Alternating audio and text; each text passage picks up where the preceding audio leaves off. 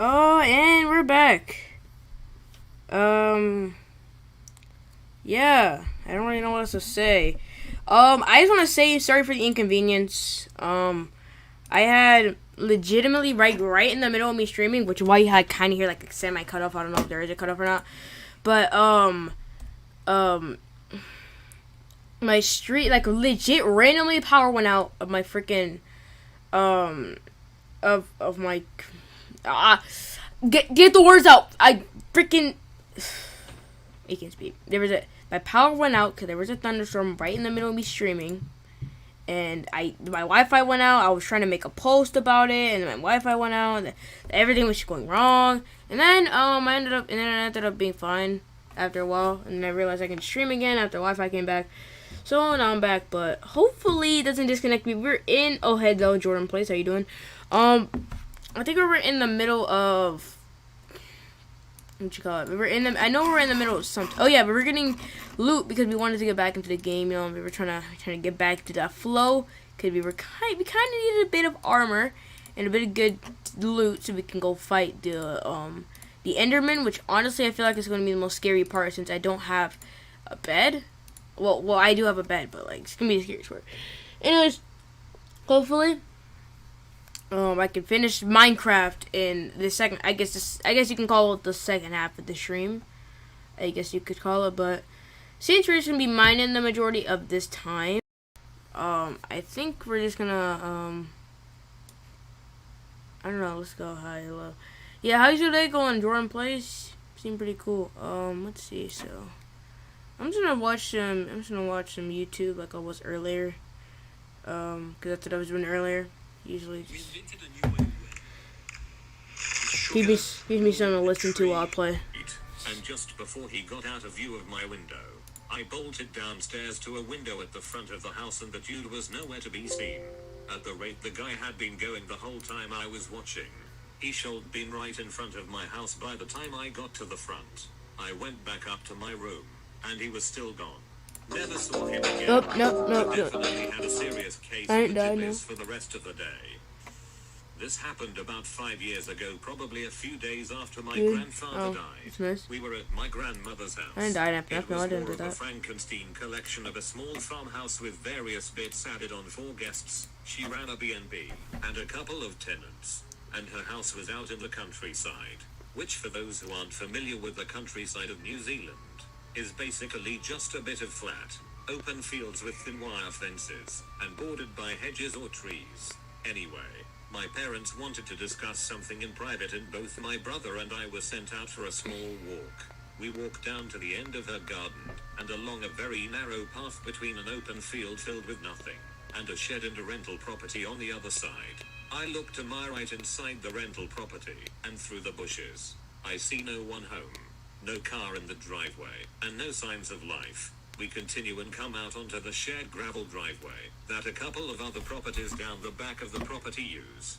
We walk down the road and my grandmother's two cats suddenly appear and join us for a walk. However, about halfway between the rental and the cattle stop at the bottom of the road, the cats sit down and refuse to move. So we just shrug it off and continue walking. We get down to the cattle stop, and suddenly I'm overcome with the worst ever feeling of dread. It felt like something was watching us and that, if I so much as put one foot on the cattle stop, something horrifying would happen. Right next door at the rental. Everyone said yes, I'm making things up. I honestly don't know what to say. Copied and pasted from a net. Boss just bought a little truck for my brother and I to use on occasion. We would load semi-trailers with pine seedlings that were boxed up. Now it was mid-December in Georgia, and it had gotten into the 30s. We were told a trailer would be coming by to load at 6 a.m. Boss said it could be later, but to arrive early and just keep the truck running to stay warm and even sleep till it got there. He would still count the time. Well, we get to the tree farm, which is 3 miles from the house, and nothing is there. Oh wow. So we hung. The freaking thing's working now, so that's cool. It's really laggy because I have to load in everything, but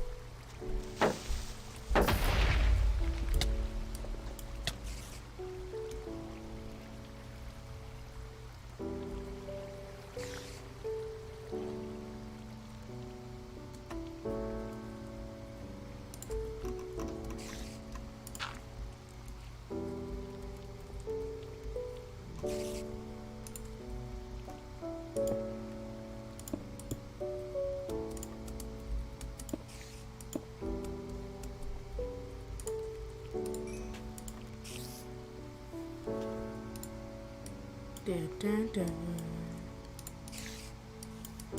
Dun, dun, dun, dun. Dun, dun, dun. Dun, dun, dun, dun. Dun, dun, dun. Dun, dun, dun. Dun, dun, dun.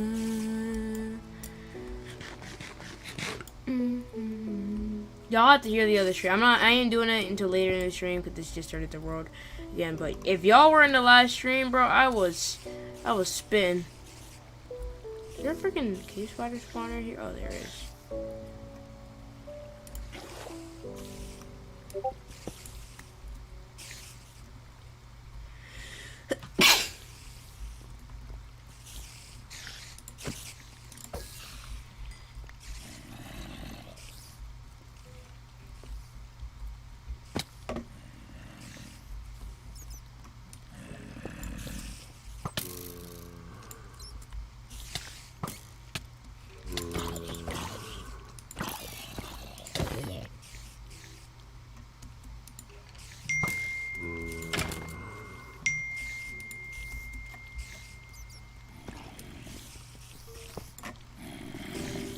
Got him.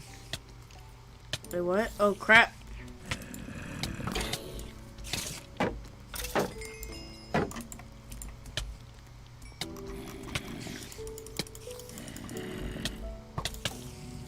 That was so dumb. That was the dumbest thing ever.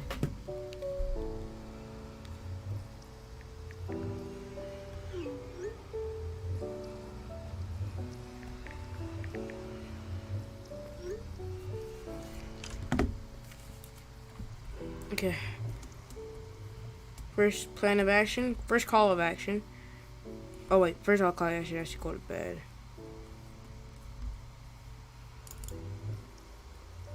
I'm typing I think W in the chat.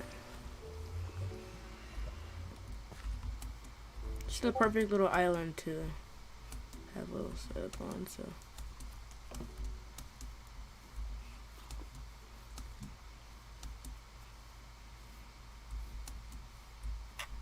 Here it is.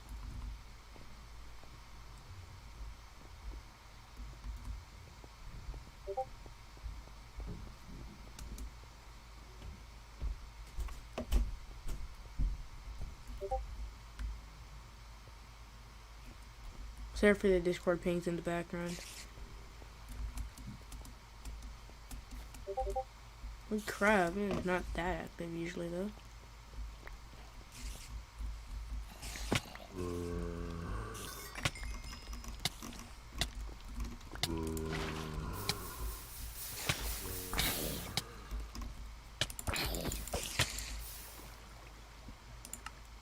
Go kill yourself, cave spider. Legitimately ruining my entire game because he just wants to freaking attack me every 3 seconds.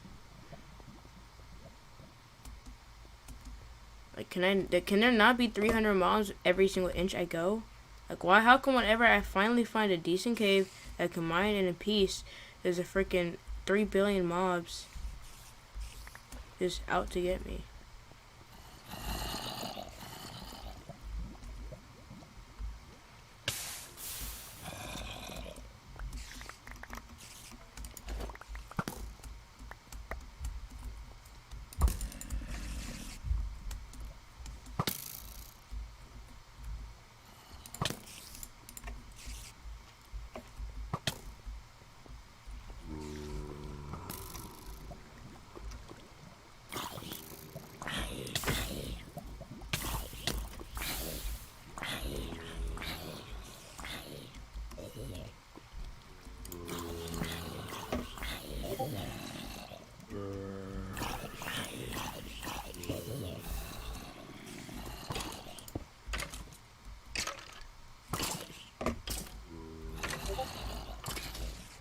Hurry up and dwindle, dang. Freaking lava's holding my stuff hostage.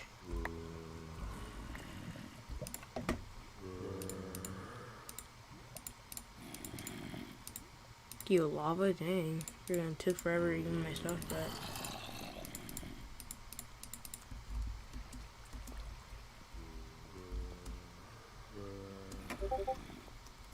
Oh, can y'all stop Discord messaging? Dang.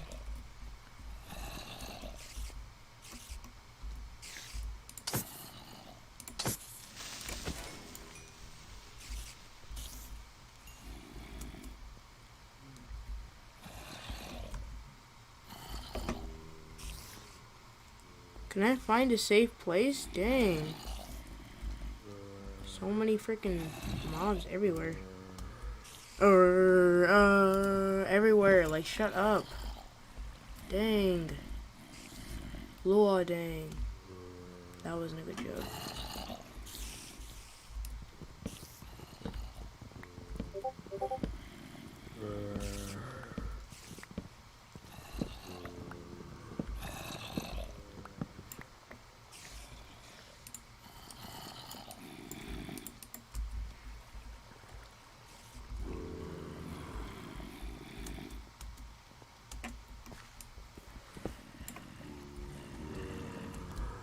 Great gold.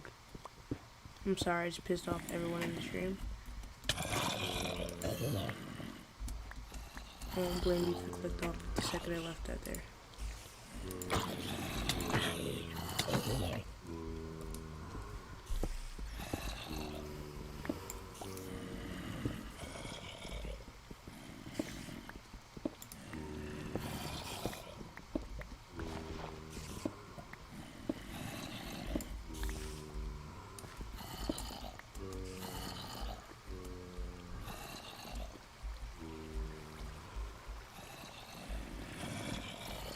Yo, shut up. God dang. There's just mobs everywhere.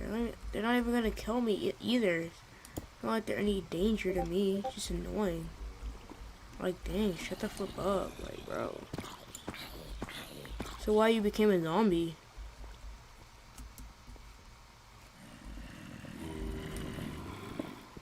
Like, yo, shut up. Like, dang.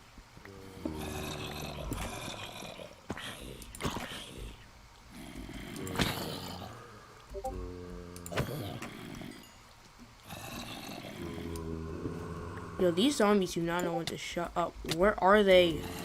There's like one every few minutes, but then like they just disappear. I'm kind of getting scared now.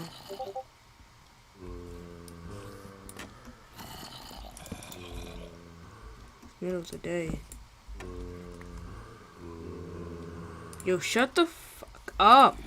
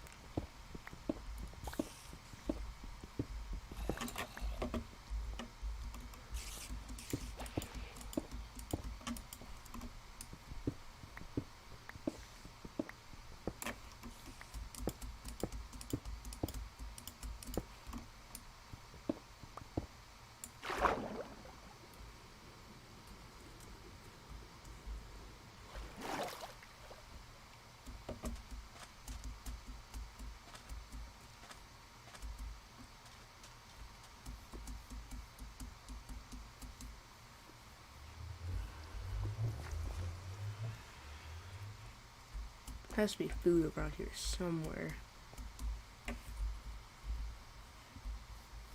Has to be.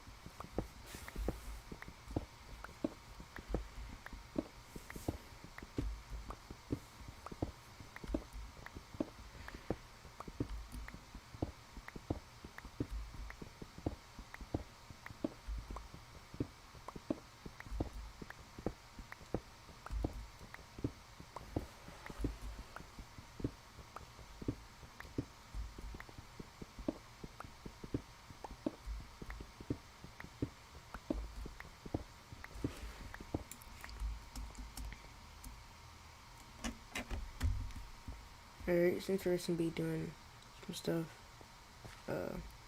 Head down for some more sleep with the truck on. I start getting super sleepy, and I fall asleep, and so does my older brother. I then start to hear faintly my name being called, and I try to answer, but I could barely move. My eyelids felt like they weighed a ton. All the while my name is getting called, kind of like when your mother wakes you in a loving way so as not to jostle you. I finally make a huge effort and open my eyes. The voice stops, and my body barely registers that I'm demanding it to move. I finally got a hand on the door handle and opened the door. It took several attempts. I rolled out of the truck and just got on the ground on all fours weakly while leaning against the truck. I took a minute or two for my mind to finally clear some and gain some strength. I turned the truck off and began to wake my brother up. It took longer than usual, but he did wake up. I then told him to go ahead and get some air. I looked around but no one there, except for us two. I began talking to him to tell him what happened, and apparently he had tried to crack a window open earlier, but I yelled at him to close that window. I didn't remember ever doing that, and told him so. I apologized for my outburst and we waited outside. The trailer showed up a little later, and we loaded it. It warmed up to the 60s, so we drove home slowly with the windows down just to kill time. My boss later came and got the truck as he needed it elsewhere. A week passes by, and I ask him where it was. He tells me it was in the shop getting a new exhaust. As it turns out there was an exhaust leak, and it was leaking into the truck cab. 2 times. Once, when I was like 8 or so, I was at a friend's house and we were having a sleepover. So we stayed up all night playing with his Hot Wheels cars. Now, his family was a bunch of really neat people, and because I was raised to clean up my mess, we had all the toys into the storage bin / milk crate, and pushed it up against the wall. Then we went to sleep. Sometime around 3 a.m., there's a loud crash, and the toys are all over the floor, in the middle of the room. He's an only child and his parents were upstairs. Second, around 4 years ago, living upstate New York, middle of winter, staying inside binge watching Netflix. I hear the main house entry door blow open. Not too bad. I go shut it. Forget about it. Then my bathroom door is shut, and no one else is home. Kind of creeped out. But again, not a huge concern. Maybe the wind got it from earlier. Power goes out. Still not terribly concerned. I decide to go to sleep, since now there's nothing for me to do, and it's later in the evening. There's a bang on my window. Now I'm freaked out. I lived in the basement, with a bush in front of my window. You can't even see it from outside. I jolt up, and there's nothing there.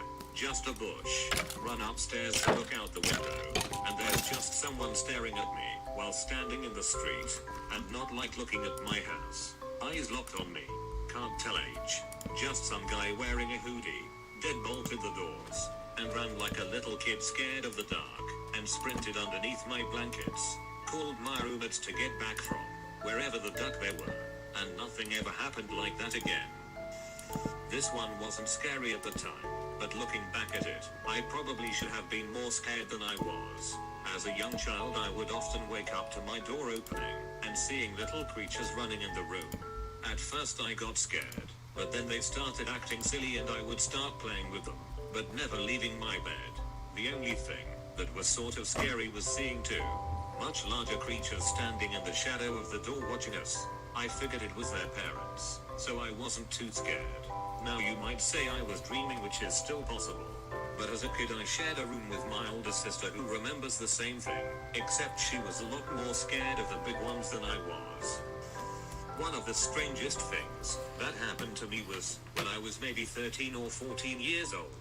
My dad and I used to work out together at the gym on Sunday mornings, and when we were finishing up one day, this woman who was maybe in her 40s walked up to us and said there was someone here for me. I was confused and asked her if she meant up at the front desk, and she said that no, they were here in this room. It was just my dad, myself, this woman and two personal trainers in the area, and we kind of just looked around until she got the point we had no idea what she meant. It finally dawned on her that we thought she was crazy, and she began explaining that she was a medium and could speak with the dead. She went on to explain that there was an old woman in the room. Her name was Hazel, and she used to watch my brother and friends and I when we would walk to and from the bus stop for school, keeping an eye on us. The woman explained that Hazel apparently had a fondness for me and wanted to make sure I was okay, and after passing, decided she would still keep an eye on me. She said she knew I was going through a rough time right now, wanted to make sure I was good, and know that there was someone on the other side looking out for me. My dad kind of ushered me out after that, and on our drive home was asking if I was sure I didn't know a Hazel, or if anything weird or inappropriate happened to me on my walks to and from school. Other than fighting with some schoolyard bullies, nothing out of the ordinary did. We never knew any Hazels, and the only older woman who was on our route to the bus stop was named Dorothy, who had a yappy dog. TLDR, medium delivers a message to the wrong kid. I was walking home from a friend's house one night when I was about 12. His house was about 5 minutes away from mine, so I had never really felt endangered during the walk. Anyways, this one night, while I was walking, I suddenly felt the biggest lurch in my stomach, and the hairs on the back of my neck stood straight up. I pretended to drop a pencil out of my pocket, and as I bent down I turned slightly to look behind me. I saw a man standing there completely silhouetted by the street light behind him. He was about 30 meters behind me. I walked faster, and then actually dropped my pencil. I turned around again, and he was gone. For some reason my gut was screaming at me, "Geo, back to your friend's house right fucking now." So I quietly said shit out loud as if I forgot something, and started running towards where the first man was. When I turned the corner, I looked over to where I had just come from, and saw another man standing there. He was going to cut me off on my way to my house. Don't know what would have happened to me, but I made it to my friend's house safely, and called my parents begging them to come pick me up. I'll make this short cause I'm tired from work and gym. When I was younger, around 16, me and my mates were once bushwhacking in the woods near our houses. We only had basic shit, couple of things, water and some food, but weren't too worried, cause we knew our way around. We stumbled upon an old shack, after walking for a few hours in a new area we hadn't been into much, although it was run down, and hadn't been used in a few years. It seemed it was in good condition. No structural damage, leaks, etc., which was a little weird when I look back. But whatever, we decided to make an adventure, and crash the night and headed home to grab supplies. In order to make it back in time, we had to mark our way to make sure we found it again before it got too dark. Spiders and snakes generally duck off at night. We grabbed a couple of sleeping bags and swagged and raced back to the shack with more food and a little bud too. On the way back I personally started feeling a bit skitsed out. I remember noticing that my mates Harry and Matt were a little on edge. Nothing too weird though. Got to the hut about an hour after dark, which are torches and shit. We settled in and made a fire outside after making a small clearing, so we didn't start a bushfire and burn down half the country. I distinctly remember feeling on edge more and more throughout the night, only getting worse the more we sat around the fire shooting the shit. I should mention the hut was surrounded by what I'd consider thick bush, and a dirt road leading to nothing. It extended about 40 meters, and then slowly tapered off into nothing. Windows were all intact, and the door was U-locked when we arrived, and had a latch lock too. Anyway, Harry wanted to start smoking, and Matt did too.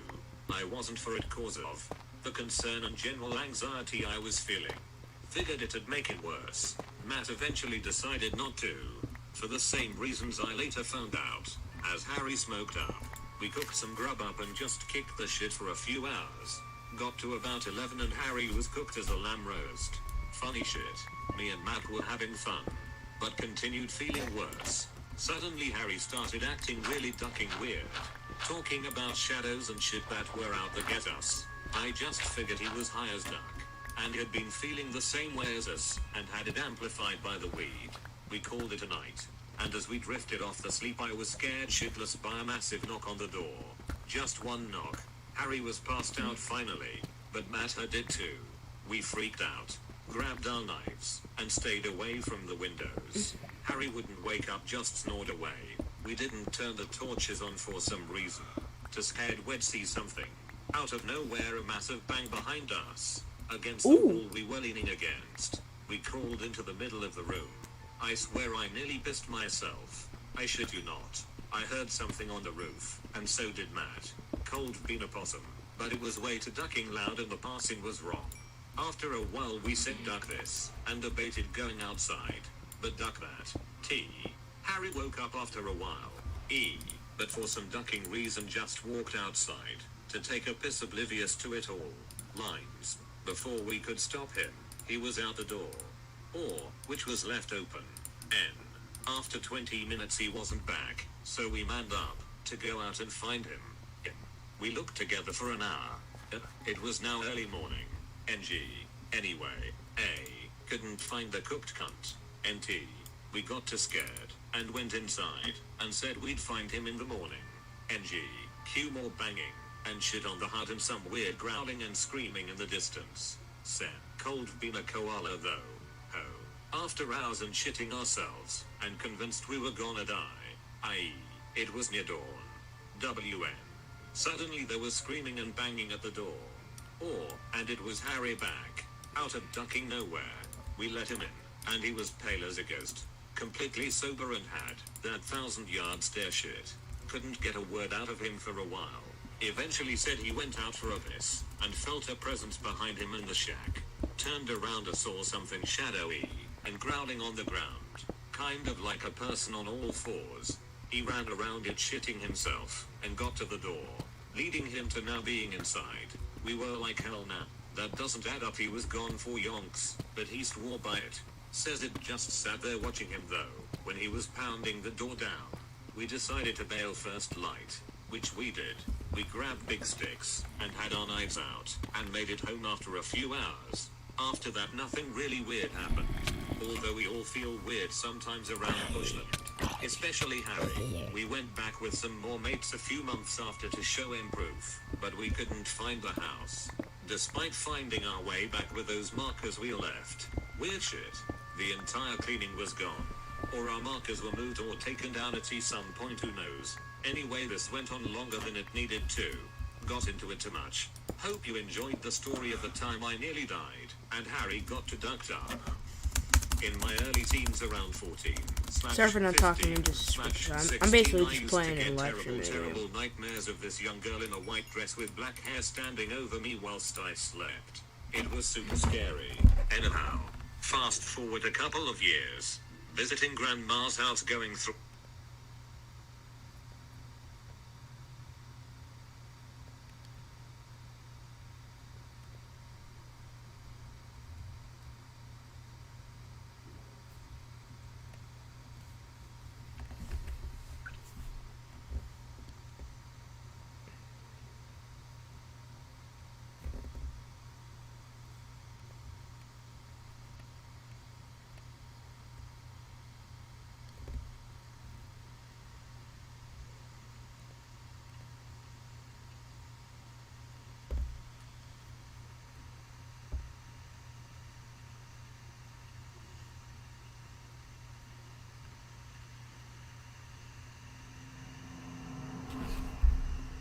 What the? Hell no. Going through old photos. Then I see the girl from my dreams. I say, Grandma. W. Who is that? RNS out. Grandma had a sister who died from cancer at the age of 16, and she looked identical to the one from my dream. And I know if it classifies as paranormal, but it certainly freaked me the duck out. For about 18 months, my family lived in the sticks of Texas. I was 15 to 16. And my brothers and I were too dumb and naive not to realize we were living on the set for every Southern Gothic slasher film ever. Half-finished house with a secret, heavily fortified bunker behind a bookcase. Check. Security cameras everywhere. Check. Lights flickering for no reason. Check. Mysterious infestation of spiders and wasps we can't stop. Check. Well-pumped ducks up, and the water runs blood red water from the oxidized iron in the soil. Check. The house overlooked 240 acres of thorny brush. We had an old house, like a small two-room house built in the 1900s. We used as a shed. It was full of the junk belonging to the family who sold us the house. They'd split after a bad divorce. We never met the wife, but the ex-husband warned us as we were moving in. Don't cross the creek at night. We're like, what?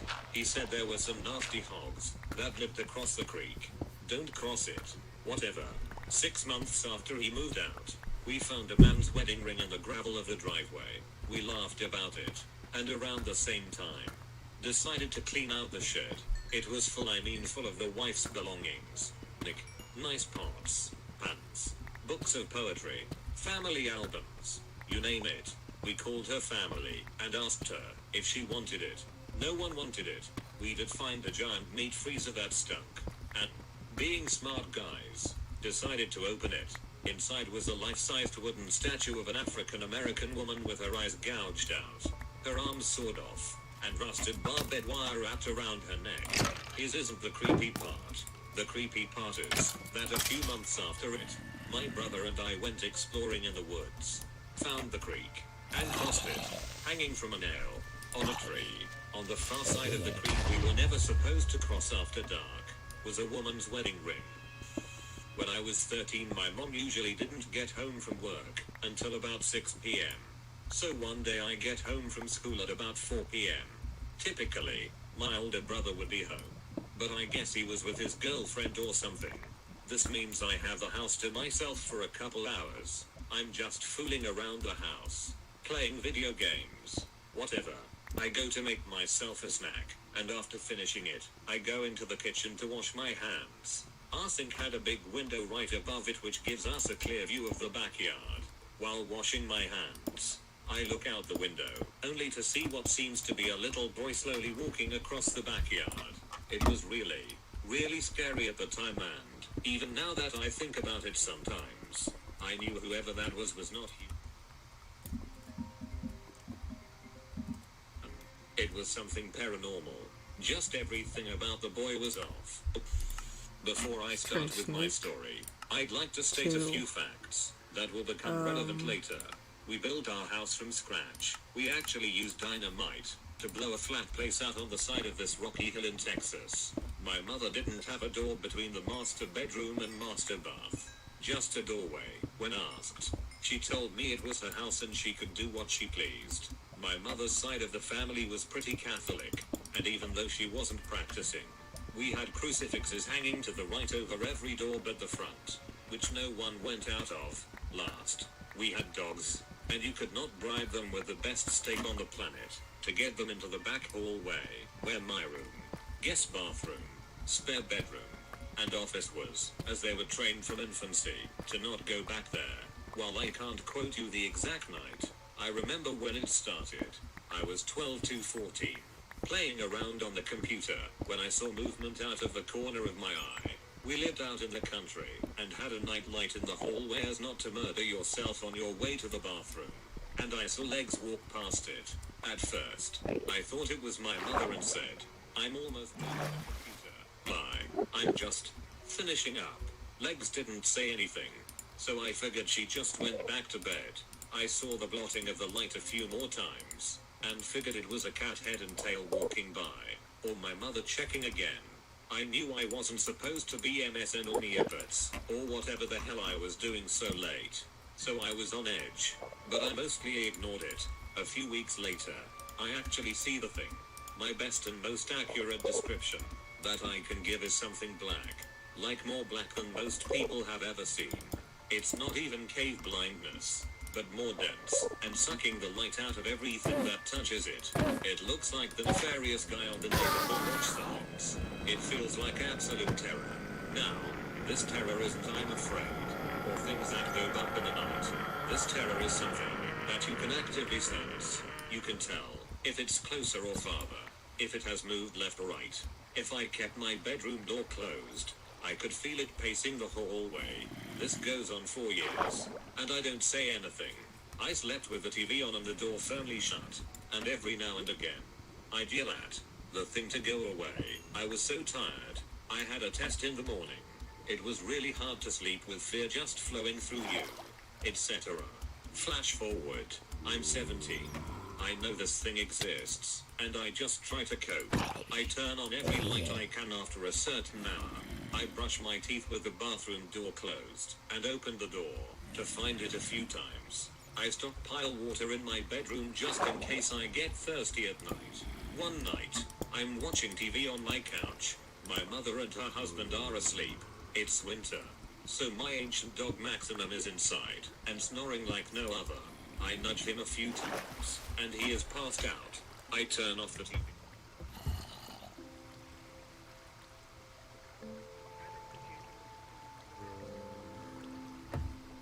Yeah, student loan debt from my middle school.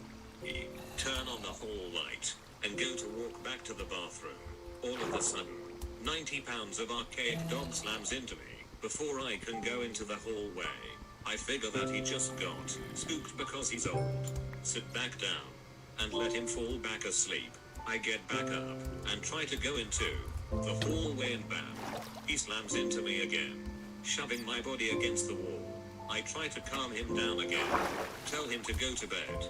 He won't. Every step I take further into this hallway, one he has never been in before. Couldn't get him in if you tried. He's forcing me against the wall, growling like he's going to murder someone. This is my decrepit Eddie, a dog. He chews on rocks. He let a raccoon eat his food, happily, and he is growling like Hitler met Satan and they picked a bigger baddie than them. So, I'll let him escort me to the bathroom, brush my teeth, while he growls into the hallway, then let him shove me against the wall to go to my bedroom. He lays facing my door all night, softly growling. I don't sleep. A few days later, my mother buys a piece of shit accordion door for her bathroom. I don't say anything for a while, but recall what she said to me as a child. I ask her why she bought it. I can't stand that ducking thing looking at me when I get ready in the morning. I press her to describe it to me. It's black. She can only see it out of the corner of her eye, but it looks kinda like those neighborhood watch signs. It makes her uncomfortable. She's dealt with it long enough. She can do whatever she wants in her own house. Now, I'm disturbed. I tell her about the thing in my hallway. We don't really talk about it again. Flash forward again. My mom has divorced her husband and is living with another guy somewhere else. I'm in college and don't live anywhere near her. It's my birthday and her mother, my nana, is drunk as hell off of fruity wine. My nana is waxing poetic about my grandfather, who died about a year before. She misses him. She's telling stories. Whatever. Nana's on the Boone's farm gig. She starts to tell a story about a few years before she was pregnant with my mother. She and my grandfather were living in Massachusetts, and she used to have this awful nightmare. In the nightmare, there was this black man standing over her, and made her very afraid. The only way she could wake up was if she reached over and touched my grandfather. Me, being the asshole, told her to stop being a racist. She got mad and tried to explain. He wasn't black, like black people black. He was black, like no color, like hell or worse. He looked like he was wearing a trench coat and a hat, like the mobsters do. I hated it. I immediately tear up and start yelling at my mother. Why would you screw with me like this? etc. etc. Then I realize my mother is crying. She's never said a word to my nana about any of this. 3 generations. Same thing. Different states. Different times. Different people. Same family. Religious iconography, I guess. Keeps it out of a room with a shut door. Maybe. But it clearly follows. It's not nice. I don't want it to find me again. My family had a black thing as well. My cousin lived in an apartment that had several terrifying things occur in it. Her son befriending our long-dead great-grandpa that he never met. He also fought another person who never had a name. Something held her down in the bed and wouldn't let her up on several occasions. Well, she worked at a police department with my mom. She came to work a few times, and on the parking lot camera they would see this black thing. It didn't have any real figure, kind of a large dog-like thing that looked, from what I understand, but it most definitely wasn't a dog. It was made up of pure blackness with no definitive outlines or anything. She and my mom worked together one night, and then suddenly it wasn't on the cameras anymore. She stopped having most of her problems. But suddenly we started having issues. It stayed in the woods between my house and my grandparents, and I used to go back there all the time on the four-wheeler, or walking with the dogs, anything. But it would lope along beside me, even if I was going way too fast for a dog to be able to follow. And I was always terrified it would catch me. I know if it ever caught me, I wouldn't make it out of the woods. And it couldn't ever go past the wood line. So I would always go as fast as I could to get to the wood line, and be utterly terrified. I eventually became too terrified to go back there. I can't tell you the last time I was in those woods. It was terrifying. I'm sorry if the format is bad. This is on my phone. Exclamation mark. I had a weird experience similar to this doing a full moon hike with a friend. We had hiked at night before, and it was never an issue. One time we were even out until 2 a.m. in a Hige National Park, and I wasn't the least bit apprehensive. For some reason, this hike was different, and as we are hiking towards the mountain I just get the most creepy vibe. I refuse to go past a certain point, despite my embarrassment that my friend will think I'm a wuss. So we sit at this spot that I can't bear to go past, talk and look at the moon, listen to an owl, then head back to the car. On the walk back I glance over at a little picnic area with a table and fire pit, and notice what looks like a pack of wolves. But they are shadow wolves, the deepest black I've ever seen. I can't take my eyes off of them as we walk past. I see one slink off the table and trot towards the fire pit. I can tell they are watching, and can tell that if I were any closer or more curious things would not go well. I didn't point it out to my friend, because I was afraid it was all in my head, which it could have been. But I'm generally not that kind of anxious person, especially when I have someone with me. I still get the creeps thinking about it. So, as background, my mom was severely disabled. This amazing, funny, loving woman could not stand on her own 2 feet for more than 10 minutes. Coincidentally, this was how long it took her to get from my parents' bed to the bedroom door. She suffered a lot of falls, ripping and tearing multiple leg muscles and so on top of being morbidly obese. Long story short, she passed away in March of 2010. I was 14. Fast forward 6 months. My life without her. I mean, straight up, I was in literal hell. Depression is a hell of a thing. I dropped out of public school and started homeschooling, isolating me even further from everything. I became empty and nihilistic in the not so hip and edgy fashion. I stopped hoping for anything. Effectively, I gave up on life. One night, I'm up watching TV. My dad's asleep in the room they shared together. I hear the noise the bed made when she would lean up real slow. Heard the pads of her feet hitting the wood floor. Heard every single step she took. Left, right, left, pause, left, right, and so on. Finally, the kicker was a hand wrapping around the doorknob, the click of the latch, and the gentle creak of the flimsy wood door. Nothing else. I go to the doorway, and my dad is red in the face, wide awake, looking at me. He goes, "Kate was laying right next to me." Apostrophe. I don't believe in ghosts. I guess they may exist, because of the law of conservation, but I don't think that necessarily applies to that situation. But it was really nice, even if nothing else strange ever happened again. I'll post another. I believe I was 15 at the time. Different house from my last post, if you're following the thread, and me and my brother were at home alone. My dad was at work, and my mom ran to the store.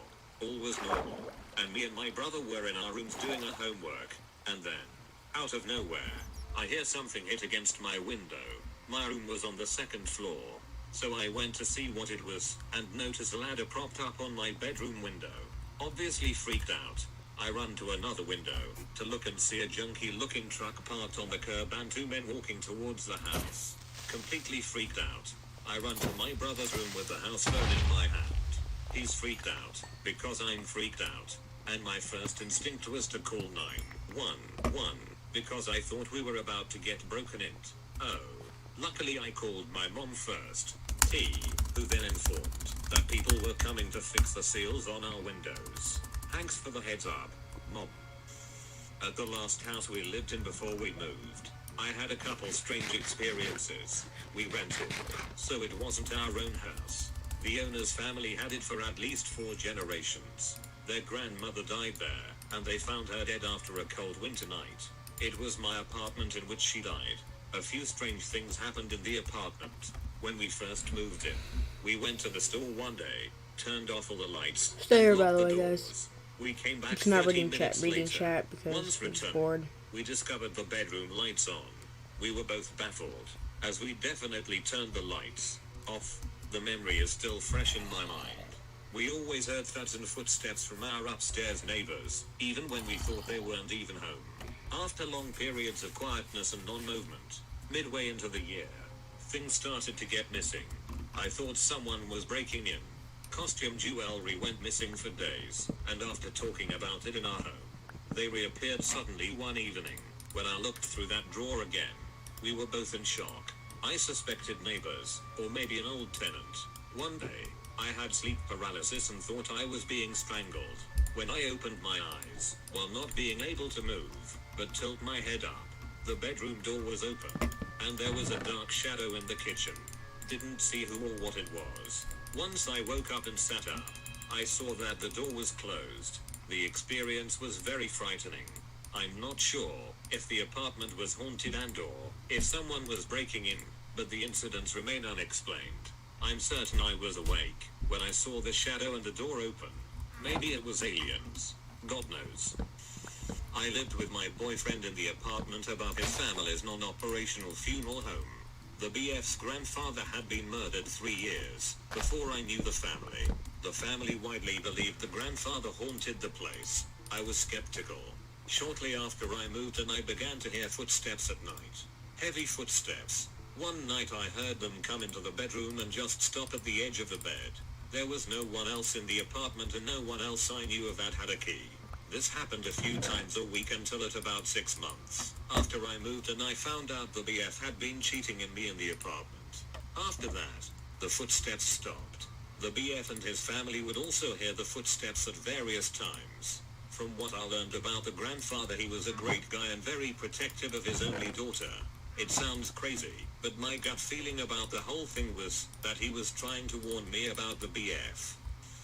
Worked graveyards at a gas station, which all my coworkers believed was haunted. Ooh, let's go. There was either one ghost who had moods, or there were 2 ghosts. A friendly one and a very not friendly one. Working graves. I seemed to have the most encounters with them. I'll start with the friendly one. Usually, it was harmless stuff. I'd hear whispering when there was no one in the store. Or I'd hear the cabinets in the back opening and closing randomly. One time, I was in the back washing some dishes, when I heard a plastic bag moving. I looked and watched as a bag of rags very slowly fell off the shelf they had been sitting on, undisturbed, the entire night. Also, one time he chucked a bag of sunflower seeds at my boss head. Generally, the friendly one just seemed to want some attention. If you just acknowledged him, he'd stop. So most nights, when no one was in the store and I'd hear the cabinets going, I'd just say something like, "Hey, how are you?" And that would be the end of it for the night. Then there was the mean ghost. He seemed to haunt the women's bathroom most of all. We'd constantly get female customers come up to us and tell us they just felt uncomfortable in the bathroom, but could offer no explanation as to why. I, personally, only had 2 run-ins with him. One night I entered the store, counted my till, and sent the closing shift on their way. About 30 minutes later, I felt this overwhelming sense of dread. If I went outside to smoke, I felt fine within seconds of leaving. If I went back into the store, I felt it again. Pretty sure it was him, and was the feeling the female customers were telling us about. Freaked me the hell out, but it wasn't nearly as bad as the second encounter. So I'm in the women's bathroom, getting ready to clean it. I always start by setting the trash outside the door, putting in a new bag, then cleaning the sink. As I'm cleaning said sink, I feel like someone is watching me. I looked up at the mirror, and all I saw was this black, human-shaped silhouette standing behind me. Turned around, saw nothing. When I looked back in the mirror, it was gone. Nonetheless, I noped the hell out of there. Bathroom didn't get cleaned that night. My dad killed himself when I was 12. For a few years after, I kept having dreams where he would appear and say he's sorry. Very Canadian of him. I had one where I forgave him, and we sat and had a talk. He told me a story about when he met my mom and a few funny anecdotes from early in their relationship. I fact-checked these with my mom and she confirmed their accuracy. I don't know if they were stories I heard before he died, or if it was just coincidence, or maybe it was from beyond the grave. I fancy myself to be an atheist, usually believing that once you die, that's it. But this has made me question the afterlife for years now. I can't remember how old I was, but it took place over the summer, when I was a lot younger, and was still living with my dad. My sister and I shared a room with curtains that made the room so pitch black at night that you couldn't see anything once the lights in the living room or hallway or office were off. Only way light would get through would be from the vent that allows air from the hallway to get into the room. It was above the door, and the crack underneath the door. All of the lights were out that night to keep the house cool. I had a fan running at full blast in our room to keep it cool and to cover the sound of my sister snoring. I couldn't sleep and had my eyes open to try and tire them out. I noticed a figure move across the room with an obvious sensation of presence, and suddenly the fan was shut off. The only reason I knew it wasn't something wrong with the fan was because it had been switched off. My sister was still snoring when this happened too, so when I shook her to ask if she turned it off, she said she never got up. She doesn't sleep, walk or talk, so it clearly was not her. I was afraid to fall asleep in that room until I had to become so exhausted I passed out. For years, the house always had a strange vibe when we first moved in there, but went away due to brushing it off. Sometimes the feeling creeps back up on you when you're alone. I guess I'll never know what happened there until I decide to look into it. Edit, looked into it, nothing came up. This happened this past Thanksgiving morning. I work as a police officer and someone had called in an open door complaint. Now, most of the time it's just the owner forgetting to lock the door behind them when they leave, and the wind or something blows it open. This particular call was at a pretty shitty part of town. Matter of fact, we had a murder 5 to 6 houses down earlier that week. Victim got stabbed in the heart over dope and a puppy. So another officer and myself are outside with the complainant, owner of the house, as we hold radio traffic and approach the house to clear it. By clearing I mean to ensure there is no actual burglar inside. As we approach the house, approximately 15 to 20 feet from it, I began hearing a breathing noise. I could only hear it from a mile up there, and it was coming from a closed window located in the left bedroom of the house. I was approaching from the right. At this point I legitimately believed we had a burglar inside, and told the other officer to turn down his radio in order to avoid us being detected as we approached. As we kept walking up, I repeatedly asked him, "Do you hear the breathing?" To which he replied he did not. The breathing continued until we went through the open door. We ended up clearing the base level of the residence and not locate anyone or anything. We then went to the bedroom I kept on hearing the breathing out of. I cleared it a second time, just to ensure nothing was there. Once I was done, I located one of those pull-down stairs into the attic. The other officer and I got paper suckered as who gets to go up and check. Guess who got to go? Me. There was nothing up at the attic either. So I then talked to the house owner, who says there is some crawl space under the house, and he hears some breathing once in a while too. He then tells me there was a murder in this house about 25 to 30 years ago that his realtor told him of. Said some lady got murdered in there by an unknown method. I tried looking through the records and Google searching it, but did not locate anything. Anyway, freaked me the duck out. had two, both in my dad's house. The first happened quite a few years ago. My dad likes collecting old stuff, and one time he ended up finding a gravestone of someone who died in the 1700s. Apparently construction caused it to be moved, and my dad found it, and put it over the fireplace in the basement. Well, he is a ghost hunter, and his house is really bad. But even after that grave came home with him, he never noticed anything weirder than normal. Then one night I was home alone. I heard what sounded like a huge explosion from the basement. I peered over the railing down into the basement, and saw no light, smoke, or anything indicating anything had happened.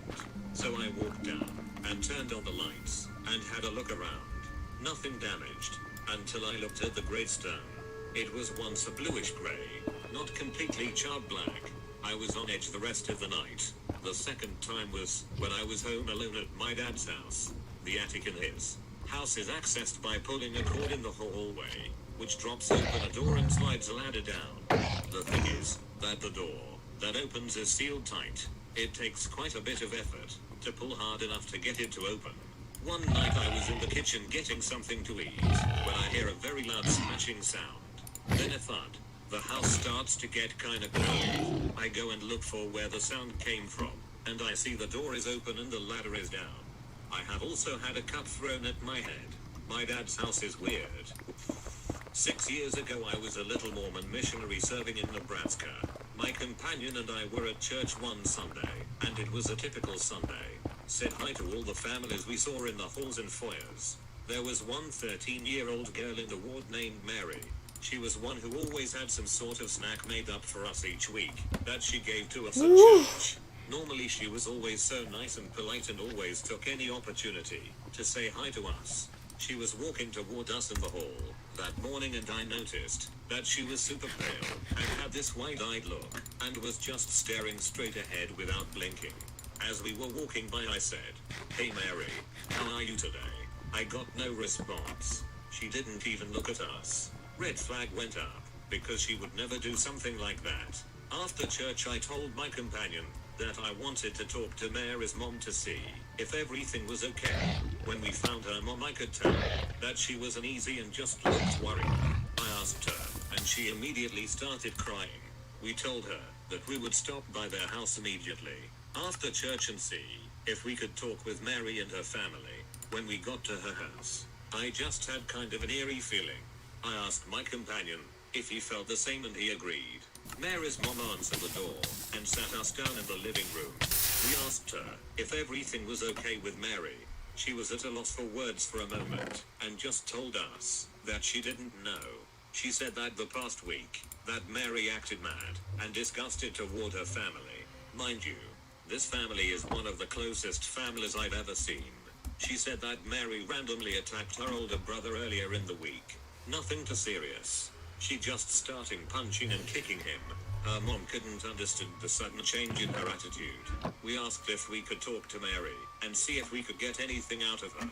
From the couch we were sitting on, we could see down the hallway where the bedrooms were. As soon as I saw Mary come out of her room, and as she started walking down the hallway, I immediately had a feeling that I can't quite fully describe. It was the worst feeling I've ever felt. I can honestly say that one word that can kind of describe it is evil. Mary had the same wide-eyed look that she had in church. She sat down in a chair in front of us and just stared at the wall in front of her.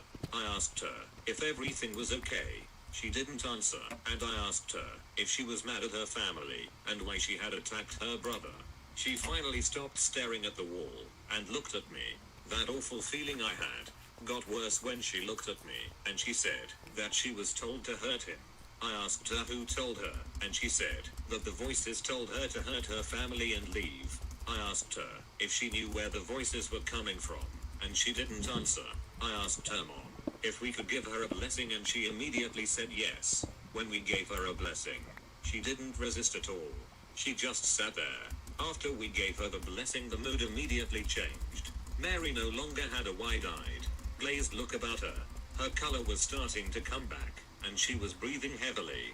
That awful, evil feeling that I had gone away. As male missionaries, We aren't allowed to hug females, but after a few minutes had gone by, Mary gave me a very big hug and I wasn't about to fight it or deny it. When we left their house and got in our car, my companion and I just sat there for a few minutes, thinking about what the hell had just happened. He finally broke the silence and said, "I don't like the feeling I had in there." I told him that I had the same feeling. We checked up on her the next Sunday at church, and she was back to being the happy-go-lucky Mary that everyone knew. We asked her mom how everything was at home, and she said it was like nothing happened. A few weeks later I asked Mary if she remembered anything about it. She said that she could only vaguely remember attacking her brother, and not knowing why, and that after we gave her the blessing, it was like she woke up from a dream. Being a religious person, you hear stories about demons and possessions in the scriptures, and in stories, and there are the countless movies about them. But I never gave it a real second thought. I don't know exactly what happened with Mary, whether she actually was possessed, or if it was something else. She didn't crawl up the wall, her head didn't spin around, and she didn't talk in a different language. All I have to go on is the feeling I had when she walked in the room. Her glazed look, pale skin, and her answer about the voices. I will never forget that story or the feeling I had. I hope to never feel that again. It scared the hell out of me. Sorry to get religious. Not to me but my sister. She was trying to sleep, but was having trouble, because she was breathing too loud, and it was annoying her. Eventually she realized it wasn't her breathing, so she covered her mouth to hold her breath, but as she held her breath she heard a loud gasp right next to her. She freaked out, and ran out the room. Lots of things seem to have happened in my mother's house, like the microwave turning on, and staying on, as my mother is explaining that she isn't afraid of the ghosts in the house. The night something grabbed me, and didn't let go, until my mom ran in the room. The morning my sister asked why I was walking around all night, because she had footsteps, I was asleep, or that just walking down the hallway always feels like someone is behind you. Fun stuff.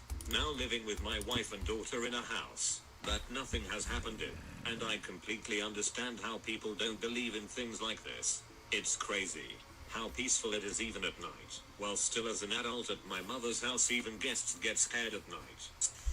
I was at a camp one summer when I was much younger. I remember being in our cabin. It was me, 5 other boys, and the counselor assigned to that cabin. Should probably preface this by saying it was a church camp. I wasn't particularly religious, and the camp didn't really try to push anything on us. It was really just a fun, church-sponsored weekend camp to meet and have a good time with other kids. But one evening, the counselor wanted to do a little team building exercise, so he had us huddle around and wrap our arms around one another's shoulders, forming a circle. Then he asked us to just talk about anything we wanted to, one by one. Just kind of a chance for some kids to share stories, or whatever, with their friends. Well, the first kid shared a story about something that bothered him.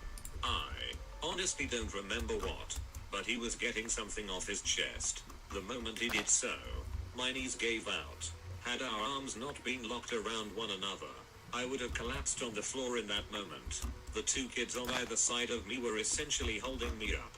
So eventually he gets around to me, and I decide to follow the trend and get some things that have been bothering me off my chest as well.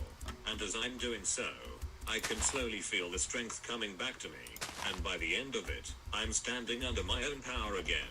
I spoke to one of the other boys about it the next night, and without me getting into what happened, he described basically the same thing happening to him as well. In the end, everyone in that circle experiences the same thing, and none of us knew how we remained standing when everyone was too weak to do so. I'm still not really a religious person, but I can't really explain what happened. Probably just a psychological thing.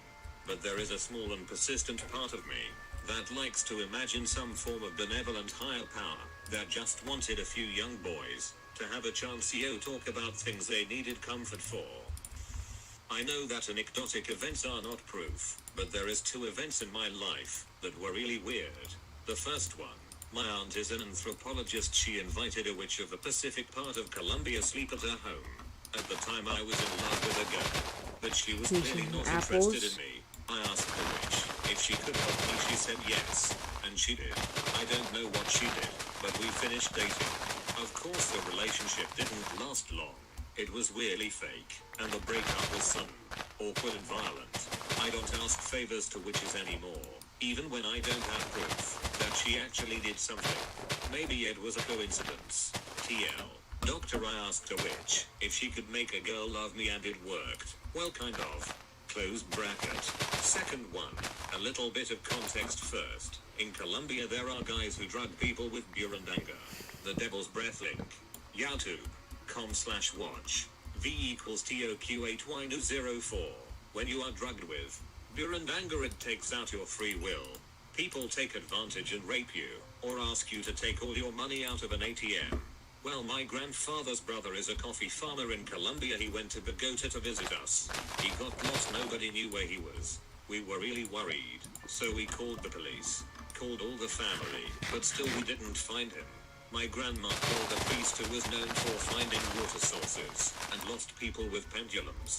Don't remember the name of the priest. In 5 minutes he said in which hospital he was. My grandpa's brother was drugged with burundanga. He lost a lot of money, but he is okay now. TL. Dr. Grandpa's brother was lost. Priest found him with a pendulum. P.S. Sorry for my broken English. This happened about 6 years ago, if I recall correctly. At the time I lived with my grandma, dad, and sister. Still live here, but there's more of the family here now, and I like to hang out in my dad's room while he was at work, or just out of the house in general, because he had a big TV and Xbox 360. Both of our rooms are upstairs. Important. But at the time I only had an old TV with no channels and a PS2 with a handful of games. On this particular night at around 11 p.m., and he still hadn't come home. So I assumed that he was staying out for the night, and made myself comfortable. I was laying in his bed watching TV with the lights out, but the door was still open and the lights in the hallway were on. The TV was more towards the right with the door more towards the left, with my attention obviously directed towards the TV, that is, until I saw something enter the room in my peripheral vision.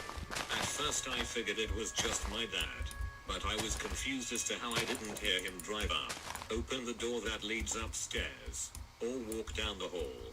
When I looked over at the door, all I saw was a shadow on the ground that looked like someone's head and shoulders coming through the doorway. I didn't know what to think and just froze, watching the shadow slowly creep back out of the doorway.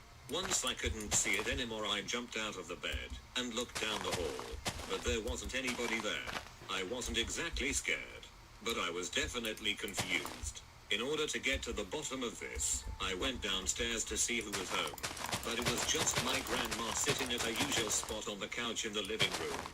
I asked her if anyone else was home, and she told me it was just the two of us. I asked if she'd just been upstairs, and she told me no. I already knew that there was no way she cold walked upstairs so silently and made it back down so quickly, but I still asked anyway. When I went back upstairs later, I tried to position myself so that my shadow would go through the doorway like I saw, but it wasn't possible with how the lights were positioned in the hall.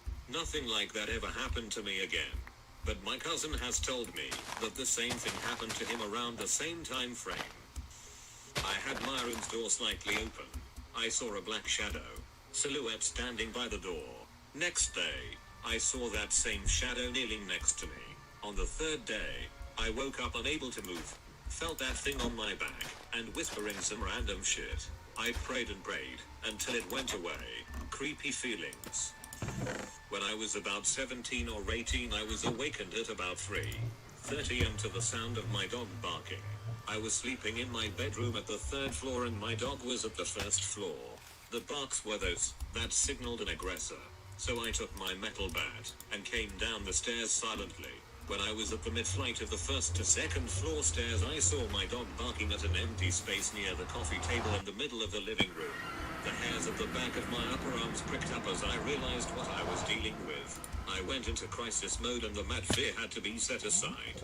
I nodded at the empty space to acknowledge its presence and walked down the stairs. I then opened the main door of my house and pointed at the open door as politely as I could, while looking at the empty space. I then walked away to go towards my dog. While keeping eye contact at the empty space, my dog scampered off into kitchen. When I opened the door, but she rushed back again quickly to stand guard in front of me. I was quite touched. After about a minute, things felt normal and my dog was her normal self again. For the past 10 odd years, since the incident, I had always tried to sleep before 3 a.m. 3 to 4 a.m. remains the most unwholesome hour. Oh my god, I actually feel freaking like I make progress. For the first time in like forever, I feel like I made progress.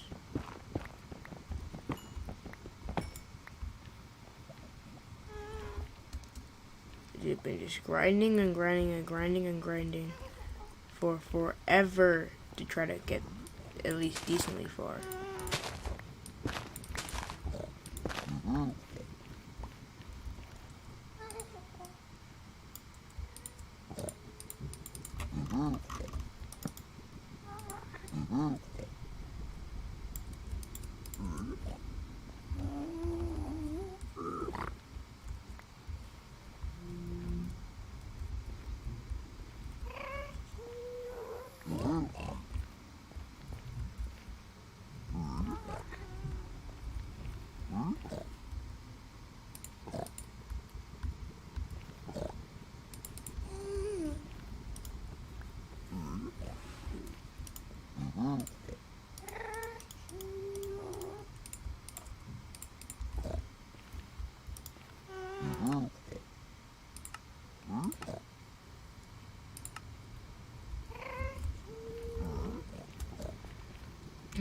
Mushroom stew time, here I come. Okay.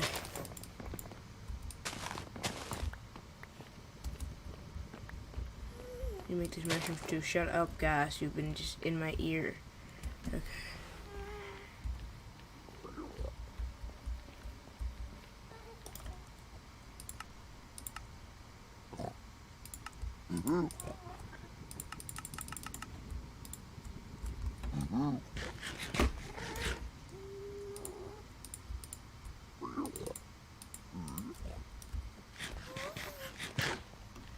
I can finally run again. Jesus. Okay. Now, then we got that sorted. Time to go back and find some gold so we can give it to little piglins. They can give us, we need about 14 ender pearls. Wow, that baby piglet almost ruined my entire run again. I like how the other piglet was just standing there after I swinged, and he was like, "Bro, do that again, and we ain't gonna save you with the hitboxes next time." You know what I'm saying? Also, nether music is kind of fun. No, bro, leave me alone, bro. Leave me alone, man. I wasn't even messing with you. What?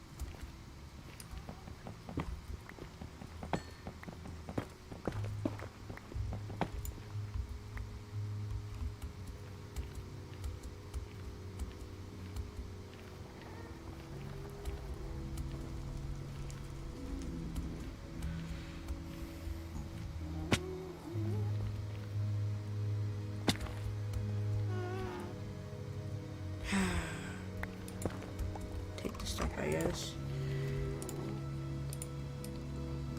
Need to get a lot of freaking gold, so I have to go another ceiling for a bit, but some of this.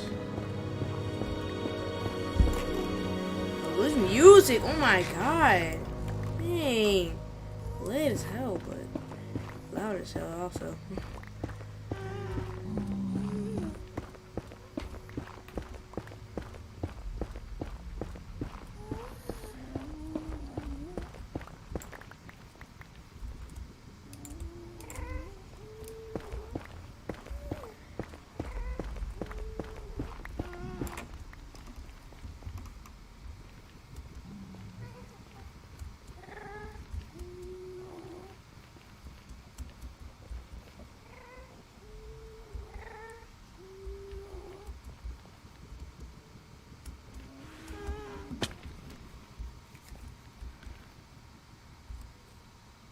for me. And in recent years I had followed him's advice to not push beyond 2 a.m. I must have been around 15 at the time this happened. It was in the middle of the night and me and my family were fast asleep.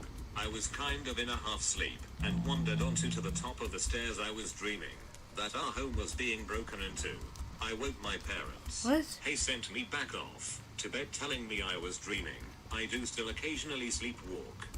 A few hours later, about 4 a.m., there was a knock at the front door, and it was the police. Excuse me, sir. Oh, you know where your car is? My dad replied with yes. T's parked across the road. The policeman replied with I'm sorry, sir. Our car has been stolen, and has been left in someone's front garden 30 miles away. 5 years later and this still freaks me out. Not me. This story happened to my girlfriend's sister. My girlfriend's grandmother passed away a little over a year ago and everyone knew her as the opposite of a traditional grandmother. She was very vocal about her opinion, and if she didn't like something, she wouldn't stand for it. She was stubborn to say the least. In the weeks after her passing, my girlfriend's aunt settled her estate as my GF's mom has manuscript and sometimes has impaired judgment because of it. She lived in a decent house, but it needed some updating, so GF's aunt bought some things to give it a modern look. One thing to note is she changed the fixtures in the bathroom. A few weeks pass, and there's finally a buyer lined up, but the day before the sale closed, my GF's sister shared that she had a dream that her recently passed grandmother was flipping out about things being changed in her house. The one thing that made us all sort of lose it is that her grandmother in the dream said the fixtures in her bathroom were hideous, but the kicker was that my GF's sister was never told what was changed in the house and she never stopped by. We were convinced it couldn't be coincidental, and that this poor young couple were going to be haunted. I was like 10 at the time. I was in the living room, waiting for my mother to come back from the restroom, that is upstairs, so I could go there, and then go to sleep. So I was walking slowly back and forth into the kitchen, and back to the living room, with my dog, laid down on his rug in the corner of the living room, sleeping. Then, I noticed something vague and white coming down the staircase, slowly floating. I go back to the living room, telling myself it wasn't actually a thing, petting my dog, going back to the kitchen to be sure, and I see the same white floaty thingy in the space between an ironing board and the wall. Went back to pet my dog. Weirded out. Never happened again. TL. Doctor, small kid seeing something who looked like a ghost. Bonus. Once, when my grandmother was sleeping in a bedroom, she saw the head of her mother on the door, who was saying something to her in Wallen. She said something like, "Don't forget to warm your sheets." Apostrophe. I had the same thing happen to me. Such a wonderful feeling. My dog passed away while he was living with my parents. I live 4 hours away, but rushed home to be by his side when we put him down. For a solid year after it all happened, I would be sad to visit my parents. I was heartbroken, and coming home made me miss him so much. There were several instances I was back in town, and staying at my parents' place. I remember going to bed sad, because he wasn't there to cuddle with me anymore. I would wake up in the middle of the night to the sound of him walking around, clicking away over the laminate flooring. Call me ridiculous, but I would make an effort, every time, to whisper, "Sure is nice of you to visit." Apostrophe. Whether it's really him, or just my mind trying to cope, I love it. I feel like he still comes around when I really need him. Just like when he was alive. Miss you, old friend. Was on a business trip to China, but missed the connecting flight due to the earlier one being delayed. The next flight was on the next morning. It was winter, so I decided to get a hotel room a few hundred meters across the airport. Lucky me, managed to get the last available room according to the hotel staff. Long story short, there's a cold spot in the room. I woke up suddenly in the middle of the night, just to witness both my phones auto restarted on their own at the same time. Creepy. And as a Chinese, we're always told to avoid the last available room in hotels. One night at work last year, my coworkers and I were bullshitting about how aliens might come to Earth during the end of the world, to save some humans for whatever reasons. I thought maybe they'd try and pick the most docile, talented ones for a space zoo, for example. We started talking about it because At the time, there had been a lot of earthquakes and mass animal deaths and other catastrophic stuff in the news, and I had joked that the end of the world was close. Anyway, we mostly talked about how and why aliens would choose any particular kind of person, and we all had a good laugh. But one coworker, Rachel, got kind of creeped out about it all. I don't remember why exactly. It may have been just a little too apocalyptic of a conversation. When we, me, Rachel, and 2 other people, closed up and were on our way to the parking lot, I saw something strange in the distance. It looked like an upside-down triangle-shaped cloud, but there was something weird about it. Like, I couldn't stop looking at it. Before I could say anything, Rachel said something like, "You see that too, right?" Later, she said that she could see it was spinning slowly, and somewhat lit up, which I did not catch. We stared at it while we walked until we both had our view obstructed by a tree for a split second, and then it was gone. I joked that they had to come check out the smart, handsome guy, me, that was onto their plans. The next day, Nepal was hit by that huge earthquake. The next time I saw Rachel, she said she had an extra creepy sleep paralysis the night we saw the UFO. When I was young, probably about 6 to 7, I lived in a small house, residential area. The way my bedroom was laid out, my bed was in front of the door on the opposite wall, meaning I could see out my room. When the door was open, into the room across the hallway, in that room, was a window that I could clearly see. One night I woke up, got a drink of water from my table, and looked into that room. I saw a silhouette of what looked to be a man in a cowboy hat. I couldn't see his lower body because of how high the window was, but I could see some sort of holster on him too. I thought nothing of it, so I went back to sleep thinking it was some weird shadow or reflection. I wake up probably 30 minutes later to see the shadow again, this time in the hallway. It seemed to be looking in my room at me. I froze up and didn't go back to sleep that entire night. I stared at this thing for probably an hour. It didn't move, didn't do anything. I couldn't tell anything else about it. I couldn't see any facial features or what it was wearing other than what I could see from the shadow of it. To this day, I have no idea what that was, or if it was some sort of shadow from something in the hallway. My parents didn't own a house, so growing up we would move about every 3 or 4 years. Every house has its own story, but I don't want to make this into a book. We rented a house, and usually had our cousins over for supper, or whatever. Sometimes they would spend the night. One of my cousins started saying something about the thing in the living room. I thought it was crap, since I woke up every night at the same time to take a leak and I'd never seen a thing. About 3-4 months later, after I had completely forgotten about it, get up and turn the light on in the hallway as usual, and noticed something was off. Looked at the living room, and saw someone standing there, 8 away from me. He was small, maybe about 4 feet 8 or even 5, and it hunched over like a grandma. He was completely still, and it looked like it was wearing some kind of brown cloak. Looked at it for a minute and thought my 13-year-old brain was imagining things, and it was simply a towel over a stand-up fan or something. Oh, I started walking towards it, and I got about 5 or 6 feet from it. Realized that it wasn't a fan or anything. It was something standing on the ground between the coffee table and couch, and I thought about what would happen if that thing turned around. I promptly knocked the F out of there, and went straight to bed. We lived in that house a couple more years and I never saw it again. But my cousins wouldn't stay there after that. They said they saw it numerous times.